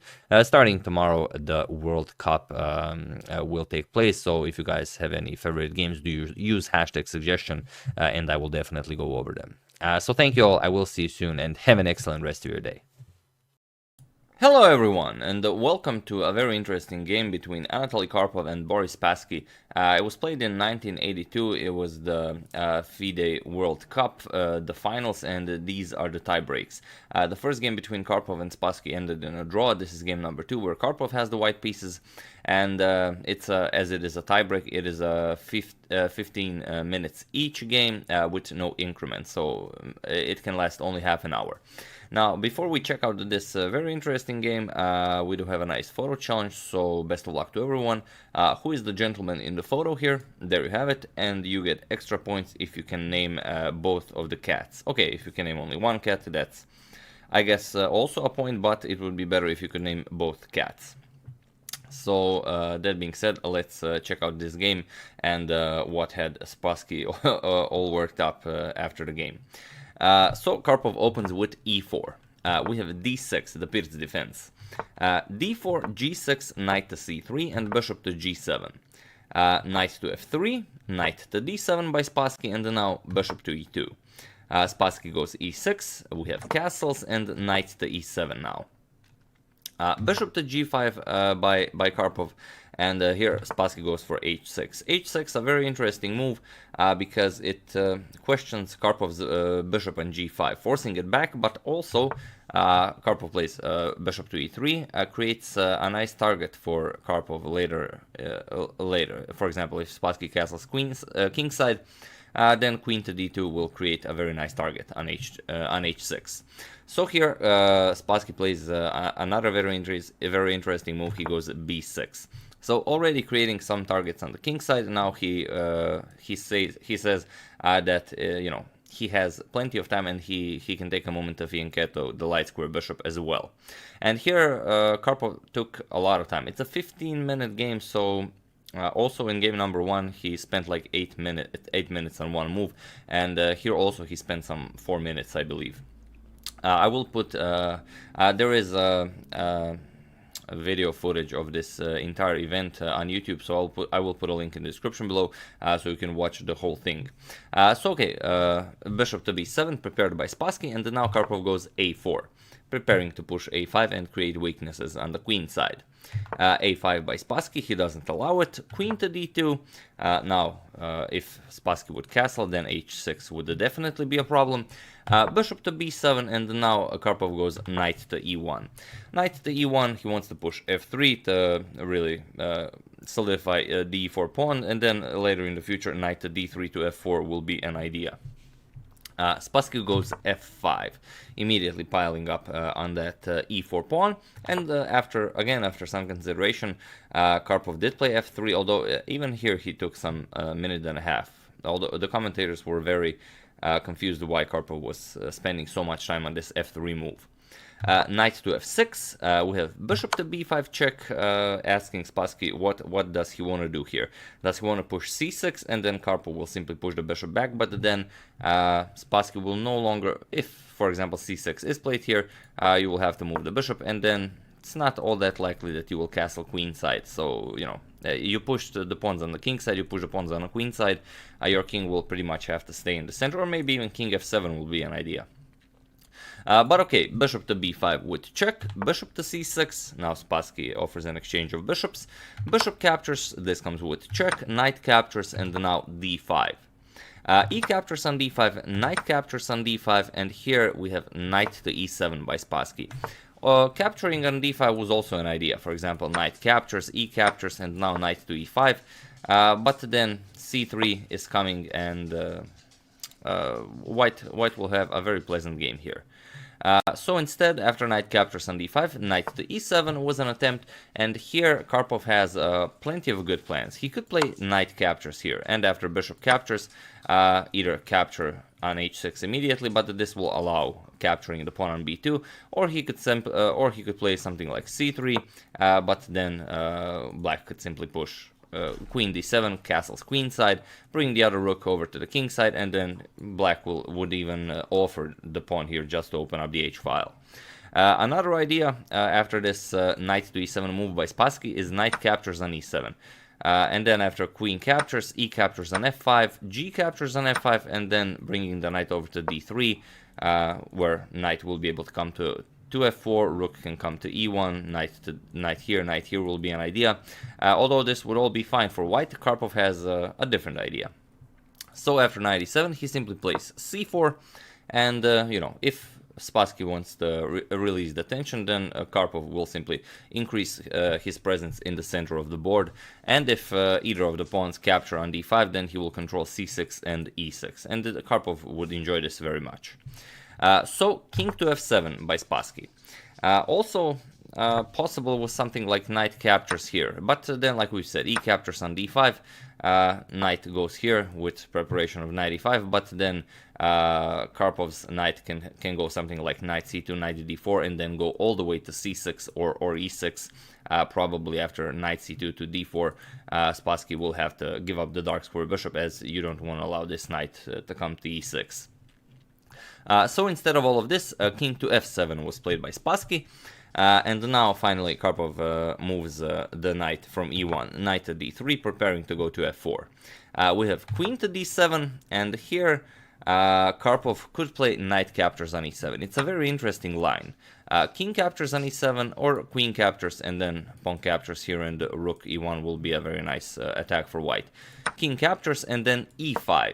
And now, of course, if you capture, then you get knight captures here, queen captures, bishop captures, and now you have this Zwischenzug, or an in-between move, knight captures on g6. Sorry about that. First, knight captures on g6, and then after black reacts, you cannot go king f7 to attack the knight, because then knight captures rook with check. So here you would have to move the king, and only now does white capture back.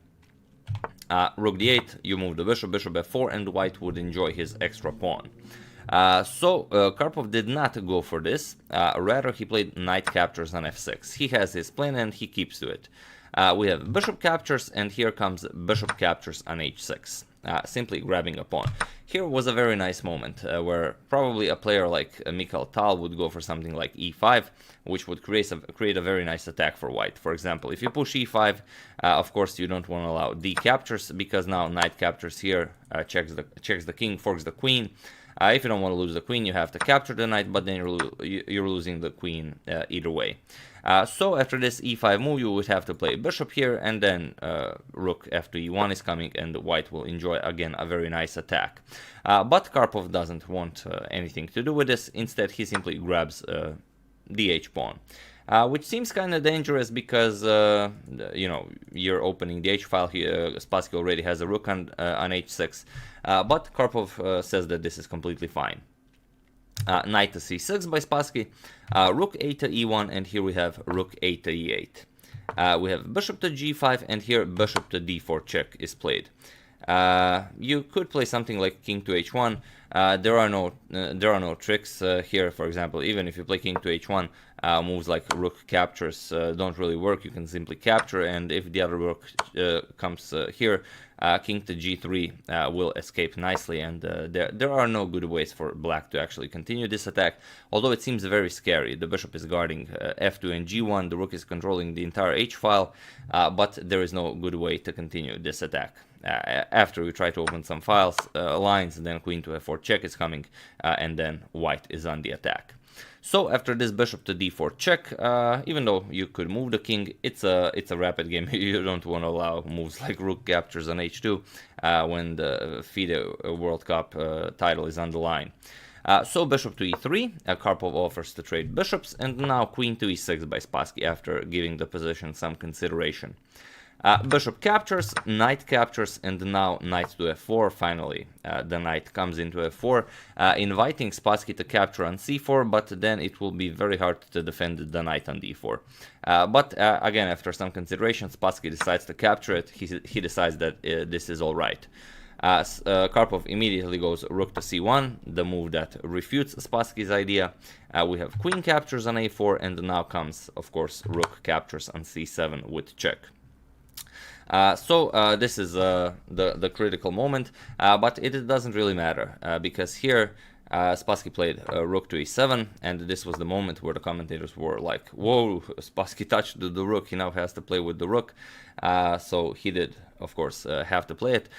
Rook to e7 was played, and this is, of course, the idea. He missed. Rook captures on e7, king captures, and knight captures on g6 with check. King has to move, and then Karpov simply grabs a free rook on h8. And okay, I don't think he was very upset about this, but even without, after this rook captures on c7, it doesn't matter that he blundered the rook. Whatever he plays here, it's a game over. So even if something like king to g8 is played, you can go king to g8, simply moving the king, then knight to d5 is coming, threatening to jump to f6, and there's very little you can do here. Rook to e6, queen g5 is coming, the queen is coming now with the threat of queen to d8, and this will be checkmate after a couple of moves. So after queen blocks, now comes knight here with check, and now you have to give up the queen, or it doesn't matter. Even if you give up the rook, you will still not enjoy this very much. Rook captures, now the queen has to move, for example, queen f8, and then you're getting checkmated. The king has nowhere to go, queen blocks, queen captures, checkmate. But yeah, this is the epic moment. Rook c7 check, Spassky blocked, rook e7, captures, and here knight g6 check was played. The move Spassky missed, and it was all over. And like I said, there is complete footage of this event, so I will put a link in the description below. It will be the first thing you will see in the description, so feel free to check it out. I think the video is some half an hour long, but for those of you who don't have half an hour, I did prepare for you. Here it is, the moment where Spassky lights the cigarette. So he just blundered. Karpov is leaving the table. Here's Spassky lighting the cigarette, shaking his head, very upset with himself. But yeah, I mean, you're playing Karpov as black. I could never imagine not much you can do here. So yeah, immediately. there you have it, Spassky in disbelief, but he did make it to the finals of the FIDE World Cup, and you know, he did draw the first game against Karpov, and then he lost the second one. But you know, Karpov was a beast in those days, as he was the reigning world champion, and he did have the white pieces. So yeah, but a very interesting game. I do hope you enjoyed it, and yeah, this is something to take a break from the Fischer series. But as of tomorrow, we are continuing our Fischer series with the first candidates match of 1971. So you know, I do hope you will enjoy that as well. So yeah, that's the game. I do hope you enjoyed it. As usual, you can check all my previous videos here. Thank you all for watching, and I will see you soon with the before mentioned content. See you soon. Hello everyone, and welcome to round number 2 of the 2018 Biel Chess Festival. In case you're just tuning in, these are the gentlemen that will be entertaining us throughout this very nice festival. And Google should really take note that the Biel Chess Festival is currently being played, and stop offering me images of Jessica Biel. But that is very unlikely to happen, so let us enjoy some nice photos from this festival. Here we have a photo of Carlsen and Maxime from this round. As you can see, nothing out of the ordinary in the photos, but you can see Carlsen as usual having his water next to his right leg, and Maxim having a different beverage and also an extra bottle stashed behind him. And also notice the position of the legs. Carlsen is wide open here, and Maxim with his legs completely closed. He seems to either be cold or it's like he's hiding something, like he just made a terrible move, and he's ashamed of it. But regardless of that, we do have a nice photo for this is a photo from the official feed, so it's not of the highest quality, but then again, we best use what we can, as if you just Google Biel, you're just gonna get photos of Jessica Biel. So let's check it out. Carlsen has the black pieces, and Maxim opens with e4, and already on the first move, Carlsen surprises him and goes for d6, the Pirc opening, or the Pirc defense. We have d4, knight to f6, knight to c3, we have g6, this is the main line, and already here, well, there are a couple of very interesting lines here, bishop to c4, bishop to e3, f3 can be played, knight to f3 can be played. Maxim said that he analyzed this position some time ago from Black's perspective, and that he saw that after bishop to f4, Black can have a very nice game, and he thought bishop to f4 could take Magnus Carlsen out of the book. So Carlsen continues. We have c6, a normal developing move, characteristic for the Pirc defense. We have knight to f3, bishop to g7, queen to d2, the standard setup, the queen bishop battery that white usually employs to play bishop to h6 and exchange the dark square bishop, and of course then simply push the g and the ah pawn to victory. Bobby Fischer often said that he doesn't think the Pirc or the Dragon Sicilian, for that matter, is a good idea, because white simply pushes g4, h4, and wins the game. But okay, we have castles by Carlsen, h3, and now queen to a5. We have e5, d captures on e5, d captures on e5, knight to d5, and here knight captures on d5. Notice that sometimes you can use this to your advantage. If, for example, white already castled and played king to b1, then after this knight captures on d5 move and queen captures on d2, white would not be in check, and then white would have this extra move of first capturing the e7 pawn and then only then recapturing the queen, which would win him a pawn. But as it isn't the case here, bishop captures on d2, c captures on d5, and now a queenside castle by Maxim Vachier-Lagrave. We have knight to c6, bishop to c3, now opening up an attack from the rook to the d5 pawn, e6 defending, h4 by Carlsen, and now h6. And so far everything is perfectly fine for white and black both. Bishop to d3, bishop to d7, simply developing, rook h to e1, rook f to c8, and rook to d2, preparing to double up on the e file. Rook a to b8, and now rook d to e2 by Maxim Vachier-Lagrave. It's not that he's trying to go all Aaron Nimzovich and or really overprotect this e5 pawn. He wants to move this knight. He wants to play knight to d4, and since so far only the bishop and the knight were defending the e5 pawn, when he plays knight to d4, the bishop or the knight will not be defending it, so he needs two rooks to defend the d5 pawn. Carlsen plays b5, now we have knight to d4, and now b4, attacking the bishop on c3.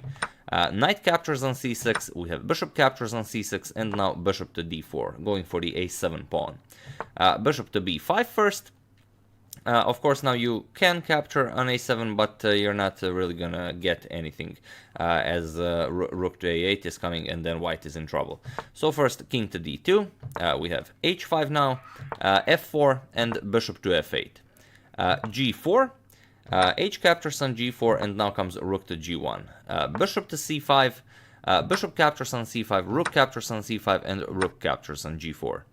Here the rook and king are aligned on the g file, so h5 would definitely be a nice move for white. So first Carlsen moves the king to f8. We have rook to h2 by Maxim, and now bishop captures on d3. King captures on d3, and now Maxim thought that his position is excellent, that black has no counterplay, as he said in an interview after the game. h5 is definitely coming, the rook is infiltrating on the h-file, but here Carlsen played rook to c4, and Maxim says that he missed this move, and now that his position definitely isn't an easy one. So Maxim continued with his plan. H5, G captures on H5, Rook captures on H5, and now King to E7, not allowing Rook to H8, of course, to come with check. And now we have Rook G to H4. It's not all that easy for White to come up with a plan here. A slightly better idea perhaps would have been Rook to H6, simply not allowing Carlsen to activate his Rook by infiltrating via the G or the H file. So first going Rook H6 and then going Rook to F6, and then you would hand Black the H file, but you would get one extra move in your attempt to attack the F7 pawn. Here Maxim immediately went Rook G to H4, and now Rook to G8 comes immediately. We have F5 now, Rook to G3 check, King to D2, and now Rook to G2 check. King to D1, and only now Rook from C4 captures on C2. F6 with check, we have King to E7, now comes Rook captures on B4. And here we have A5 first. Rook to B8, and now comes Rook to F2. So here Carlsen is already threatening Rook to F1 or Rook to G1. Both of these moves will be checkmate. So you have to defend this. King to E1. Rook to H1 was also possible. King to E1 is somewhat better. And here you can't really pose any real threats with something like Rook to C2. White can simply continue doing what he just did. Simply go King to F1 or King to D1, attack the Rook once again, and then the Rook will have to go back. So instead, after King to E1, first King to C6. Carlsen improves the position of his king. Rook to C8 check, King to B5, and now comes Rook to H7. D4 by Carlsen. Carlsen starts pushing his passed pawn. Rook to G8. Now, if Carlsen wants to trade rooks, then Rook captures. Maxim will capture on F2. Carlsen isn't interested. Rook to E2 check. We have King to F1, and now Rook to F1 check. King to G1, and now comes Rook to F4. Rook to F4, a very nice move, getting this Rook out of F2, so the king is no longer attacking it. Now this Rook can move, and it's free to either capture on E5 or on B2. Rook captures on F7 is played. Now Rook captures on E5 is played, and we have Rook to C7. Rook captures on F6 and Rook to B8. So Carlsen is now up a pawn, but his king is very active, and it's okay to have an active king, but it's not okay to have a too active king. For example, if you go something like King A4, then Rook to C4 will result in checkmate. But okay, after Rook to B8 check, King to A6. Now there is no immediate threat of pretty much anything. Rook to C6 check, King to A7, and now there are no more checks. The Rook has to move. We have Rook to G8. And here you could proceed in a lot of ways. You could start with Rook to E1 check or whatnot, but first Carlsen plays Rook to F7, not allowing Rook to G7 to continue checking Carlsen's king. We have Rook to G6 now with a double attack against the E6 pawn, and now comes Rook to E1. King to G2, and now D3. Carlsen again pushes his passed pawn.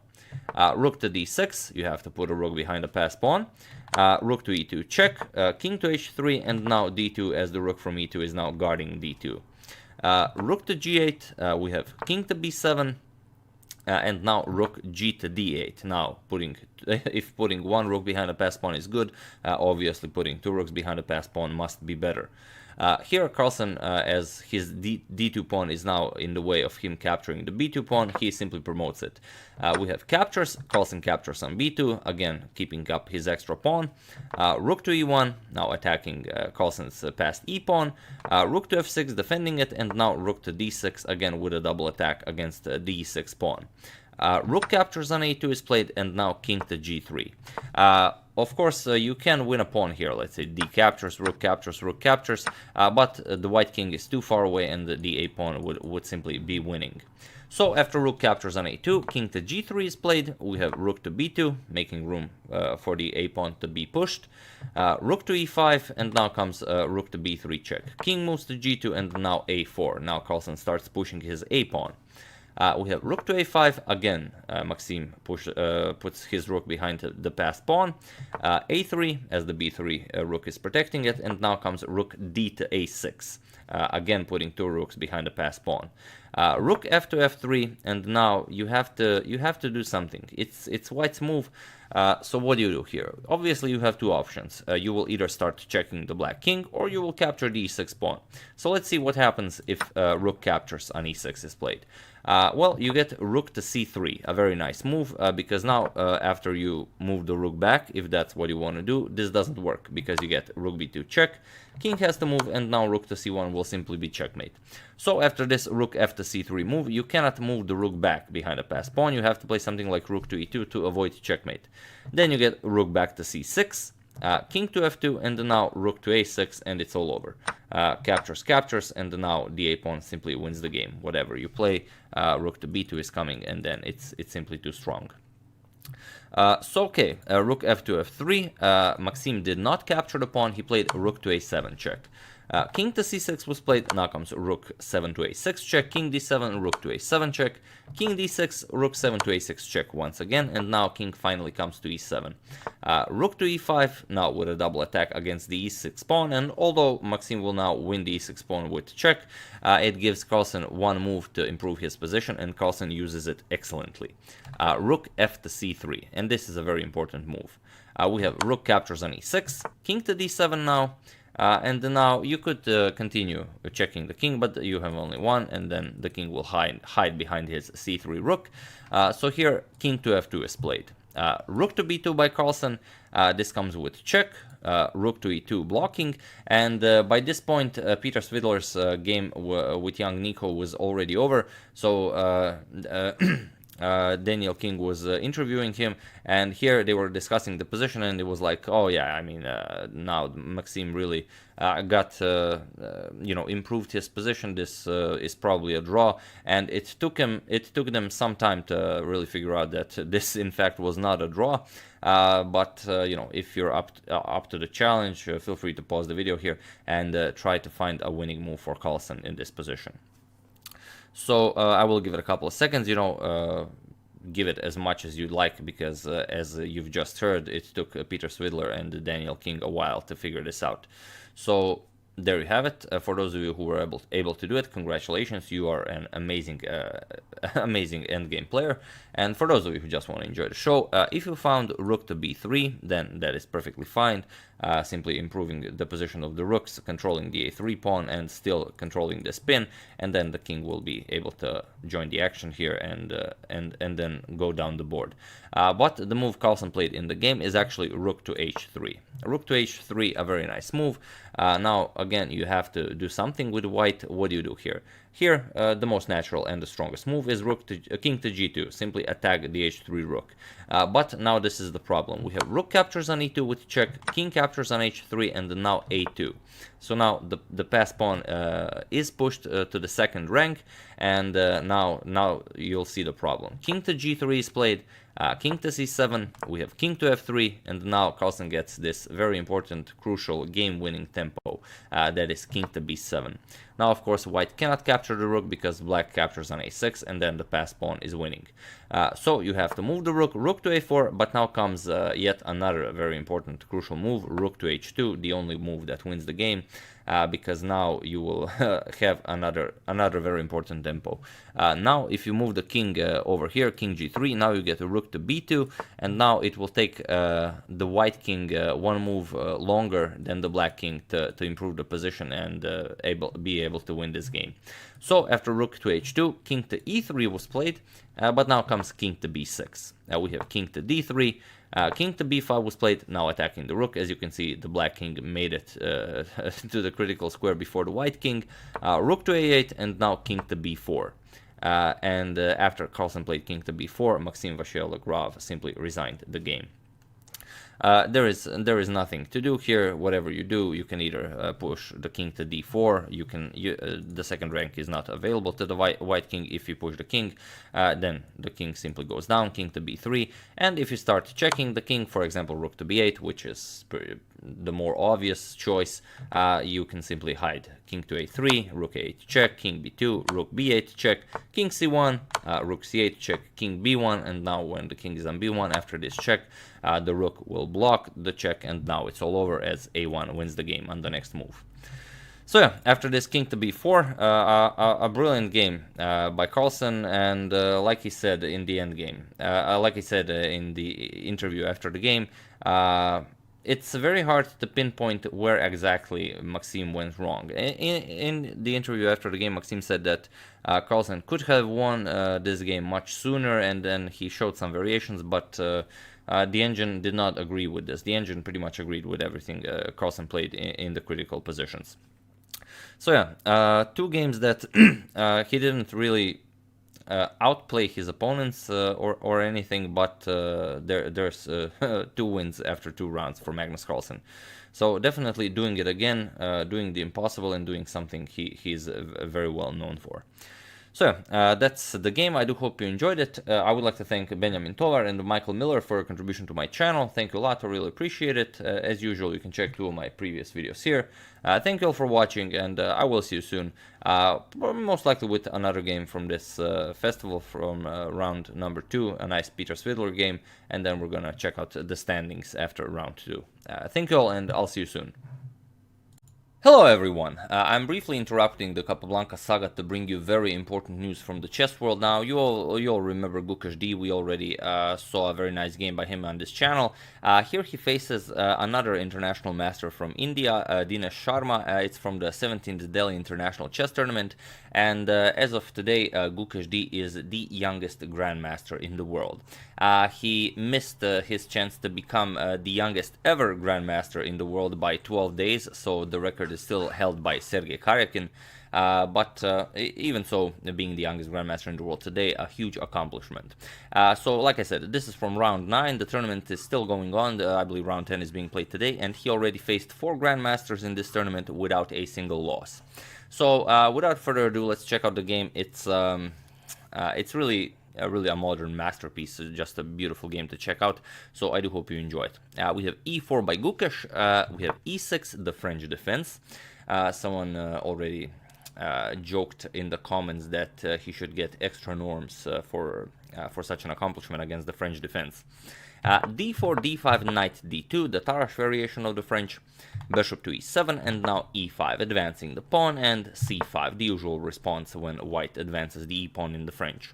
c3, strengthening the center, we have knight c6 and bishop to d3. C captures, and queen to b6, pressuring the d4 pawn, but not really. Knight d to f3, and now comes knight to h6.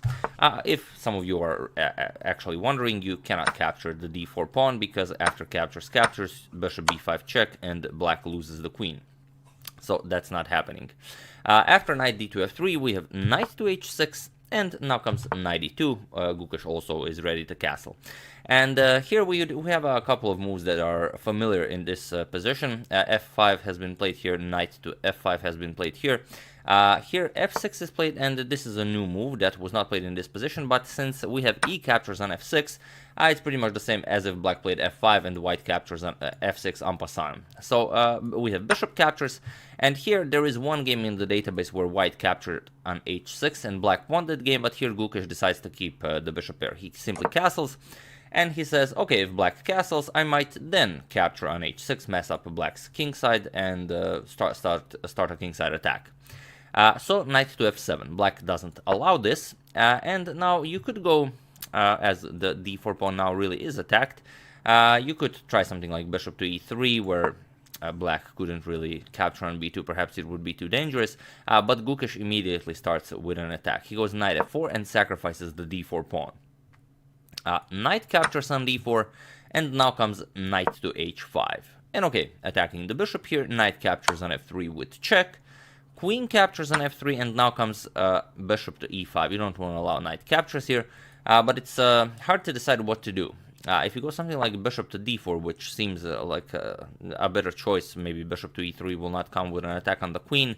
Not really. After bishop to e3, you still can't castle, and if you capture, then you open up white's f-file. It will be very dangerous. If you castle, then you have this very nice queen g4 idea, threatening checkmate. Not checkmate as of now, because the bishop is still controlling it, but there is a double attack against the bishop on d4. If you capture, then it's checkmate. If you don't capture, yeah, I mean, you can't move it back. If you move it somewhere along these lines, then the queen is under attack. Here, you don't really have a good good move. You would have to go something like knight h6, attack the queen, and then just give up the piece, and slowly but surely you will lose this game. So okay, Dinesh goes for a different idea. He goes bishop to e5, and now we have bishop to e3. Attacking the queen back to d8. You don't want to capture a pawn here. That's, I mean, you are under attack. You want the queen to be able to help out with the defense. And now bishop to c5, closing off this diagonal, so the king is now definitely unable to castle. Bishop to d7. We have rook f to e1, and now comes queen to c7. With queen to g5 here, black would still hold his own and would still be in this game. But after queen to c7, it's a bit of a different story. First, rook to c1. Now you're threatening all sorts of discoveries, as the rook is aligned with the queen on the c-file. And you don't really gain anything by bishop h2 check. If this king h1, you now have to move the bishop because g3 is a threat. After bishop e5, now again queen g4, a very dangerous idea, pressuring e6, pressuring g7. And here, let's say you go for a queenside castle, you will get bishop to d4. Now, your queen is under attack. This is a huge threat. You cannot escape with the king. After bishop c6, queen captures on e6, check is coming. And after king b8, now comes rook captures on e5, and black is falling apart. You cannot recapture because you lose the queen again. So a very dangerous position. Instead of capturing on h2, Dinesh decides to go rook to c8. Develop the piece and also put pressure along the c-file. But again, queen g4, again pressuring the g7 pawn. So what do you do here? We have g6 defending, and now it's a very sharp position. But before I ask you to pause the video, which I will, first we do have a couple of nice photos by David Lada. There you have it. It could be somewhere around this position. I do see the queen on g4. It's a bit right, so the knight is not yet on h5, but still, it's around this position, definitely around the critical moment of the game. And also we have a very nice close-up of young Gukesh. So there we have it. I will also put, as usual, some very nice links to David Lada Instagram, Twitter, and the Facebook page. So if you enjoy chess photos, you know, he has a lot of excellent photos. Do follow him and do check out some of his other work. But yeah, after g6, feel free to pause the video and try to find the idea Gukesh used here to, well, amongst other things, become the youngest grandmaster in the world. I will give you a couple of seconds as usual. For those of you who were able to do it, congratulations. You are now the youngest grandmaster in the world. Just kidding, you're not, but still, it's a very nice move. And for those of you who just want to enjoy the show, knight g7 check. And here's the problem. You can't go anywhere along this diagonal, so you can either capture the knight with the bishop or run away, king d8. If you go king d8, knight captures an e6 check, forks the king and the queen. You have to capture it. Bishop captures, now comes queen captures. And what do you play here? Again, bishop to e7, a lot of threats here. The queen is still aligned with the rook. So after queen c6, let's say you want to defend the d5 pawn and also offer to trade queens, it doesn't work. You get queen e7, checkmate. And on the other hand, if you want to try something else, let's say you want to go rook e8, then you have to give up the d5 pawn. Queen captures, again you have to block, queen d7, and now you get queen captures, king captures, and now bishop to b5 check. This is deadly. King has to move, now comes bishop captures, rook captures, and after f4, winning yet another bishop. Whatever black plays, you will capture, and then you are up a whole rook, and black is doomed. So after knight g7 check, Dinesh decided to capture the knight. We have bishop captures, and now comes the move you really had to find if you found knight g7 check. So if you haven't, pause the video again and try to find the continuation to this attack. For those of you who were able to do it, now really congratulations, you are truly an excellent player. And for those of you who just want to enjoy the show, rook captures on e6. The problem is you still can't move anywhere other than d8, and this doesn't work for similar reasons. So if you capture it, you have to face queen captures, and then after king to d8, it's simply lost. Bishop e7 check. The rook now attacks the queen. After queen captures on e7, you will get rook captures here with checkmate. Or if you don't want to capture the bishop, if you simply move the king, then you get bishop to b5 check again. Queen has to block, and then we have this very nice double bishop checkmate. After rook captures on e6, you have to move the king even though you don't want to. King d8 was played, but now comes bishop to e7 check. king to e8, and now we have bishop to d6. Check, checking the king, but also attacking the queen here. And again, you can't capture due to the same reasons. King to d8 is played, and now bishop captures on c7, grabs the queen. Rook captures on c7, we have rook captures on c7, king captures on c7, and okay, your rook is still pinned here, but simply queen to f4 check, and it was in this position that international master Dinesh Sharma resigned the game, and a very nice victory for young Gukesh D. Once the king moves, let's say king c8, then you can unpin, you can go rook e7, and white is just up too much material. There is no point in continuing this game.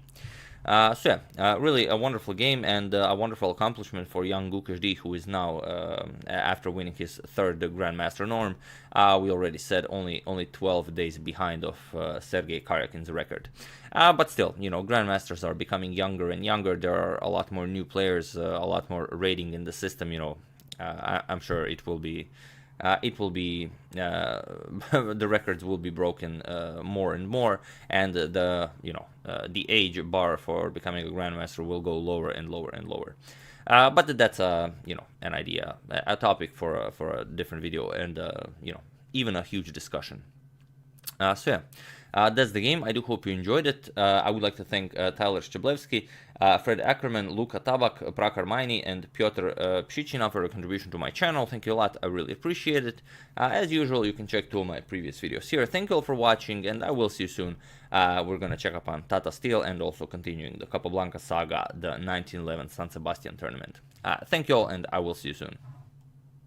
Hello everyone! This is a game from round 11 of the Grand Chess Tour's second leg, the tournament in Paris, and this is a game between Vishwanathan Anand and Hikaru Nakamura. I will show you this game and also another one because I need your help to determine what actually happened in that game. I did not follow the live coverage, so it's a really awkward position and I really have no idea what happened, but we'll get to that.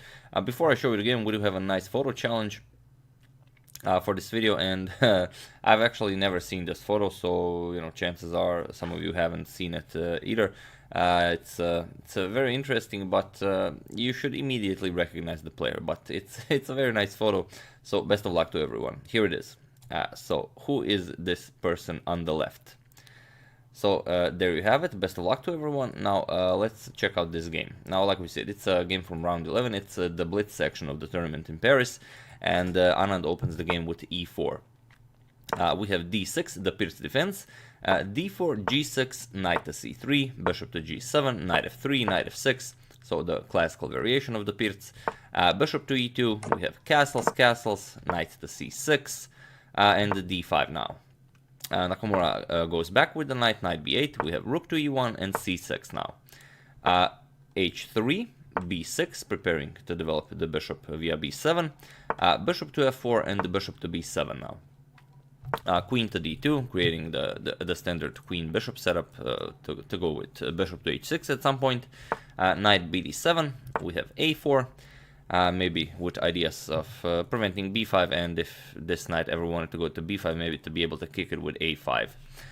We have a6, d captures on c6, bishop captures on c6, and bishop to d3 now, as there was a double attack towards the e4 pawn. e5, attacking the bishop to h6, which was the plan all along, knight to c5, and now bishop captures on g7, king captures, and b4. Expanding on the queen side, but also giving up the light square bishop. Knight captures, pawn captures, and now rook to e8. And if you look at the position, it's a pretty equal position. The pawn structure is almost the same, 2 pawn islands each, 2 pawns on the queen side, 5 on the king side, and the development is pretty much equal. So pretty much an equal position. d4. Of course, Anand wants to clear this diagonal. If captures, then this d4 would be an excellent square for the queen, and if not, his plan is to close the position with the d5.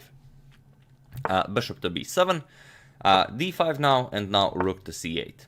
We have queen to e3, and now rook comes to c4. Now Nakamura's plan, as there is no more light square bishop in Anand's camp, to create the rook-queen-rook battery on the c file. b5, we have queen to c7 and rook to c1, defending the c3 knight. Other rook comes to c8, and now you can see what Nakamura has on the c file, very scary. B captures on a6, bishop captures on a6, and now knight to a2. Anand's position is already very difficult here. He would like to exchange all the pieces on this c1 square, as both the queen and the knight and this rook are guarding it, but this unfortunately allows knight captures on e4. So this is a clear pawn for Nakamura. We have rook captures on c4, and here queen captures on c4 by Nakamura. Bishop captures on c4 would have been better than after queen captures, simply bishop captures, and black keeps the extra pawn. It's very nice. But here Nakamura played queen captures on c4, and he did allow this queen captures on b6 move, which was not played. But here after queen captures, rook captures on e4, the game goes on. But here after queen captures on c4, knight captures on e5 was played. Anand sacrifices a pawn to create a very strong passed d pawn. So we have d captures on e5, queen captures on e4, queen captures on a2 now. Of course Nakamura grabs the piece, and the queen captures on e5 with check. King g8, and now queen to d4. Defending his a4 pawn, but also attacking Nakamura's b6 pawn.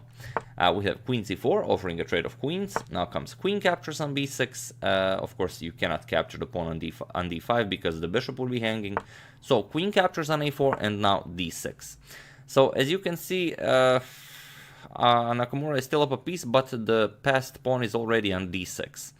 We have bishop to b5, not allowing the pawn to go any further, and now queen to b7, attacking the rook. Rook to f8, and now comes rook to c1.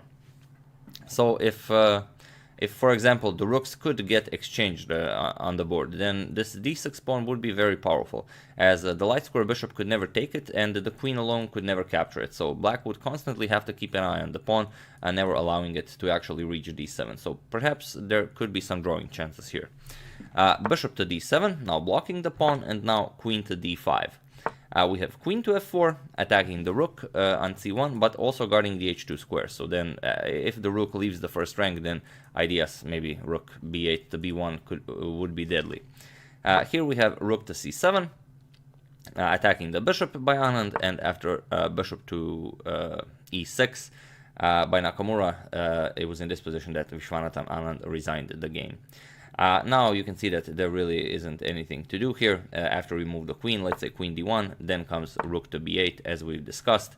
And now you can't push the pawn. This is the problem. If you push the pawn, then queen captures rook. And once you move the rook to maybe free the pawn, let's say rook c2, then comes bishop f5. Or it doesn't matter where you put the rook, but after bishop f5, the bishop is guarding b1. Rook b1 is the threat. Queen is covering h2. There is nothing for white to do here anymore. So after this bishop to e6 move, Vishwanathan Anand resigned the game, and a very nice victory in round 11 for Hikaru Nakamura with the black pieces and with the Pirc defense. And before we talk about something else, I would just like to show you real quickly. This is a game where Nakamura had the white pieces. I'm not going to show you the entire game because it's very short. But this is the position in question. So this is Nakamura's position with the white pieces. He's playing against Vladimir Kramnik. And here, of course, Nakamura played bishop to e5, attacked Kramnik's rook here. Of course, if you move the rook, then Nakamura will go here and win the exchange. So Kramnik played rook to d7, and here Nakamura played bishop captures on f6. And I have no idea what happened here. It says Nakamura won the game, but I don't know, did Kramnik resign? Did Kramnik lose on time? Because there is no reason to lose here, as black is better here. So if any of you have seen the live coverage, do share in the comments if you know what happened here. Because whatever black plays, black can simply capture the bishop. And if you capture the rook now, then queen captures rook on a1. Queen blocks, captures, and after bishop attacks rook, rook moves, c captures on b3. Black will always be a pawn up regardless of what you play. And again, after bishop captures here, even if something like rook captures on d2 is played, this is also fine for black. Bishop captures, rook captures, bishop captures, king captures, and after pawn captures, bishop captures, we have bishop here, rook here, captures, black will again be up a pawn. So it's very strange, and unfortunately I didn't catch the live coverage, so I have no idea why Kramnik lost after Nakamura's bishop captures on f6. So just wanted to ask that if any of you have seen the live coverage. But yeah, in this game after bishop to e6, Anand resigned the game, and here we have, these are the final standings after the Paris Blitz and Rapid section. It was actually Wesley So who won the Rapid section, but then but he only was up for 1 point, not 3 points like in Leuven. So here after both Rapid and Blitz, it's Hikaru Nakamura in first, followed by Sergei Karyakin, then Wesley So, Levon Aronian, Maxim Vachier-Lagrave, then Anand, Alexander Grishuk, Mamedyarov, then again Fabiano Caruana in 9th place and Vladimir Kravnik in 10th. And as you can see, Caruana, it was not his day in Leuven and also not in Paris. So if he wants to do something against Carlsen in November, he should do it while he's still in the classical time format. And this was only after the Paris, and these are the combined results from Leuven and from Paris. So Wesley So still in the lead, then Hikaru Nakamura, then Karyakin, then Maxim Vachier-Lagrave, then Levon Aronian, then Alexander Grishuk, then Vishwanathan Anand, Shakir Mamedyarov, and in last place Fabiano Caruana. So those were 2 legs of the Grand Chess Tour. Next is the Singfield Cup, and those four people who will do the best in the Singfield Cup will qualify for the London. So yeah, that's it for this game. I do hope you enjoyed it. And here we have kind of a special announcement, as today is the first round of the Platia de Aro tournament in Spain. It's basically a tournament of legends, as you can see here. No, this is just this is Nakamura being given his prize for winning the tournament in Paris. So there's that, but this is also what I wanted to show you. No, it's not there. Just a second. Sorry about that. I have it here somewhere. Just a second. I really thought I had it prepared. Very strange. Yeah, here it is. Sorry about that.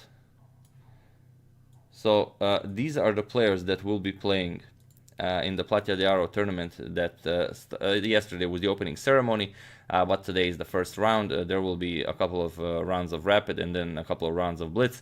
As you can see here, we have Eugenio Torre, Anatoly Karpov, Ljubomir Ljubojevic, and Anatoly Vassier.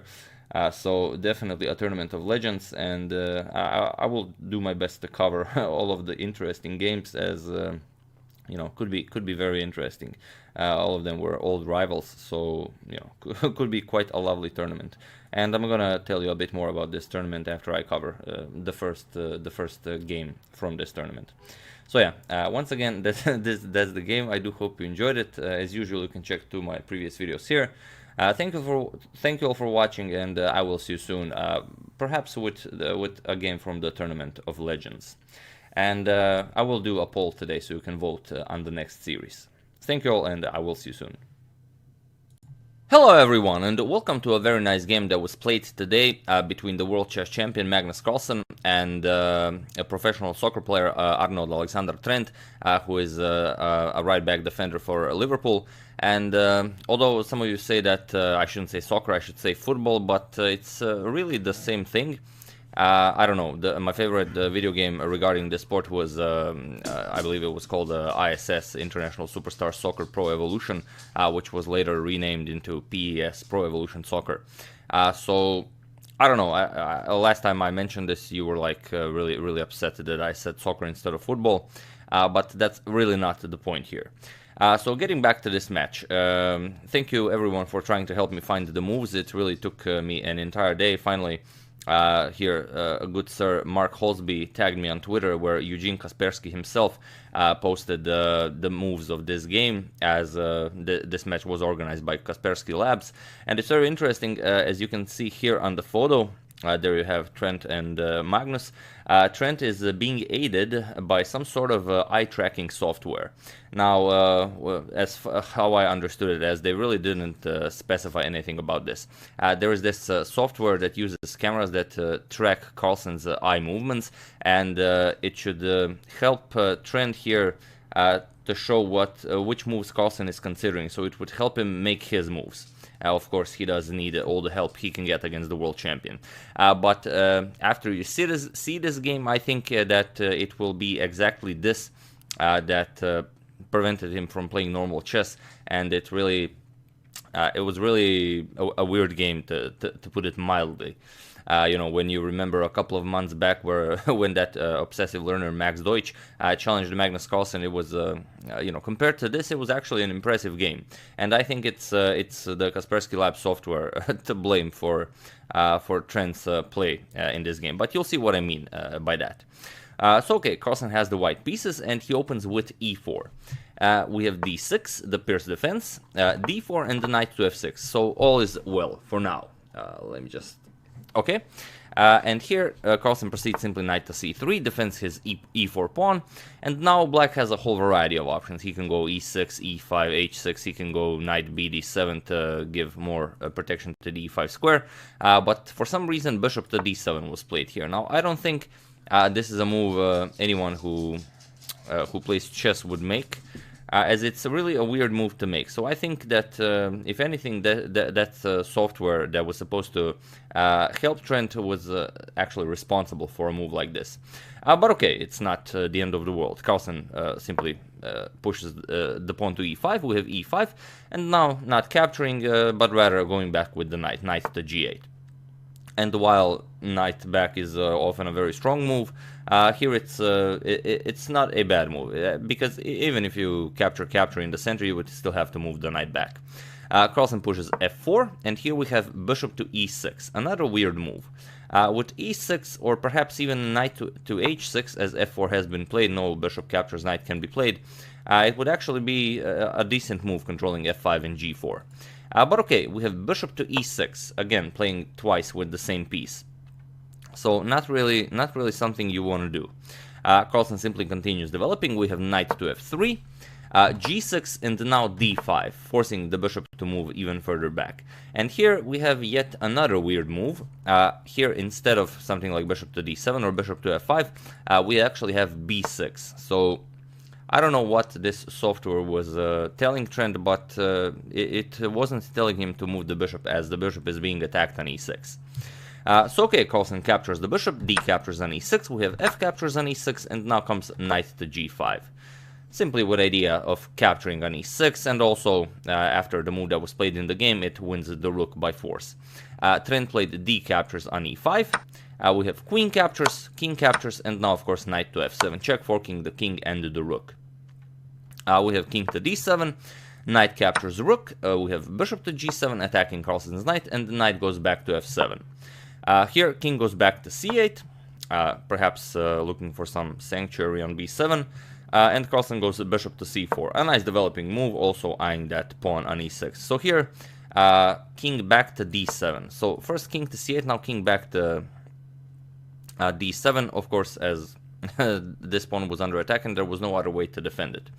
Carlsen goes knight back to g5, now with a double attack against the e6 pawn, and knight to c6. Now Trent begins developing his pieces. We have bishop captures on e6, this comes with check. King to d8 would give black some more opportunities to fight, but here Trent played king to d6, and now I really don't know how this software was aiding him in any way, but feel free to pause the video here and try to find the winning move for white. I'll give you a couple of seconds if you want to decide whether to do it or not. For those of you who were able to do it, congratulations. You have just found a mate in one. And for those of you who just want to enjoy the show, it's actually knight to e4. This comes with check, and also the knight from e4 covers the c5 square. The bishop is guarded by the knight here, and there is nowhere to go. Bishop is covering these squares, and the king is completely locked in. So knight c to e4, this is checkmate by Carlsen, and a very nice 17-move game. A lot of people are saying that it took him almost twice as much as it took Carlsen to defeat Bill Gates, if you remember that game. I don't have it on my channel, but you can just Google it, you will immediately find it. But it's really not important in how many moves you beat someone, because someone can just keep the game going without any actual chance of winning the game, just to make the game last longer. So that's really not something that matters, but people I've seen on Twitter and Facebook really enjoy pointing this out. But yeah, that's pretty much the game, and I was very much looking forward to this because as the game was announced on all social media networks, and Trent announced it, Carlsen announced it, Magnus's company, Magnus Play, announced it, so Play Magnus announced it, so I was really happy to see what this game would be like, and I don't know. I was kind of expecting more, and I think the game would be much better if Trent just played on his own without being aided by this eye tracking software. But I don't know. I guess we'll never know. Now, watching this game really, Max Dodge game really seems like something now. If you haven't checked out the Magnus Carlsen versus Max Deutsch video, I will also put a link to it in the description below, and a lot of interesting links about this whole event, so feel free to check it out. I would like to thank Tyler Alonso, Martin Paul Britt, Yevgen Polbotko, David Monti, and Sitaram Iyer for a contribution to my channel. Thank you a lot, I really appreciate it. As usual, you can check 2 of my previous videos here. Thank you all for watching, and I'll see you soon, hopefully with another interesting video, and we're going back to the Bobby Fischer story. Thank you all, and I'll see you soon.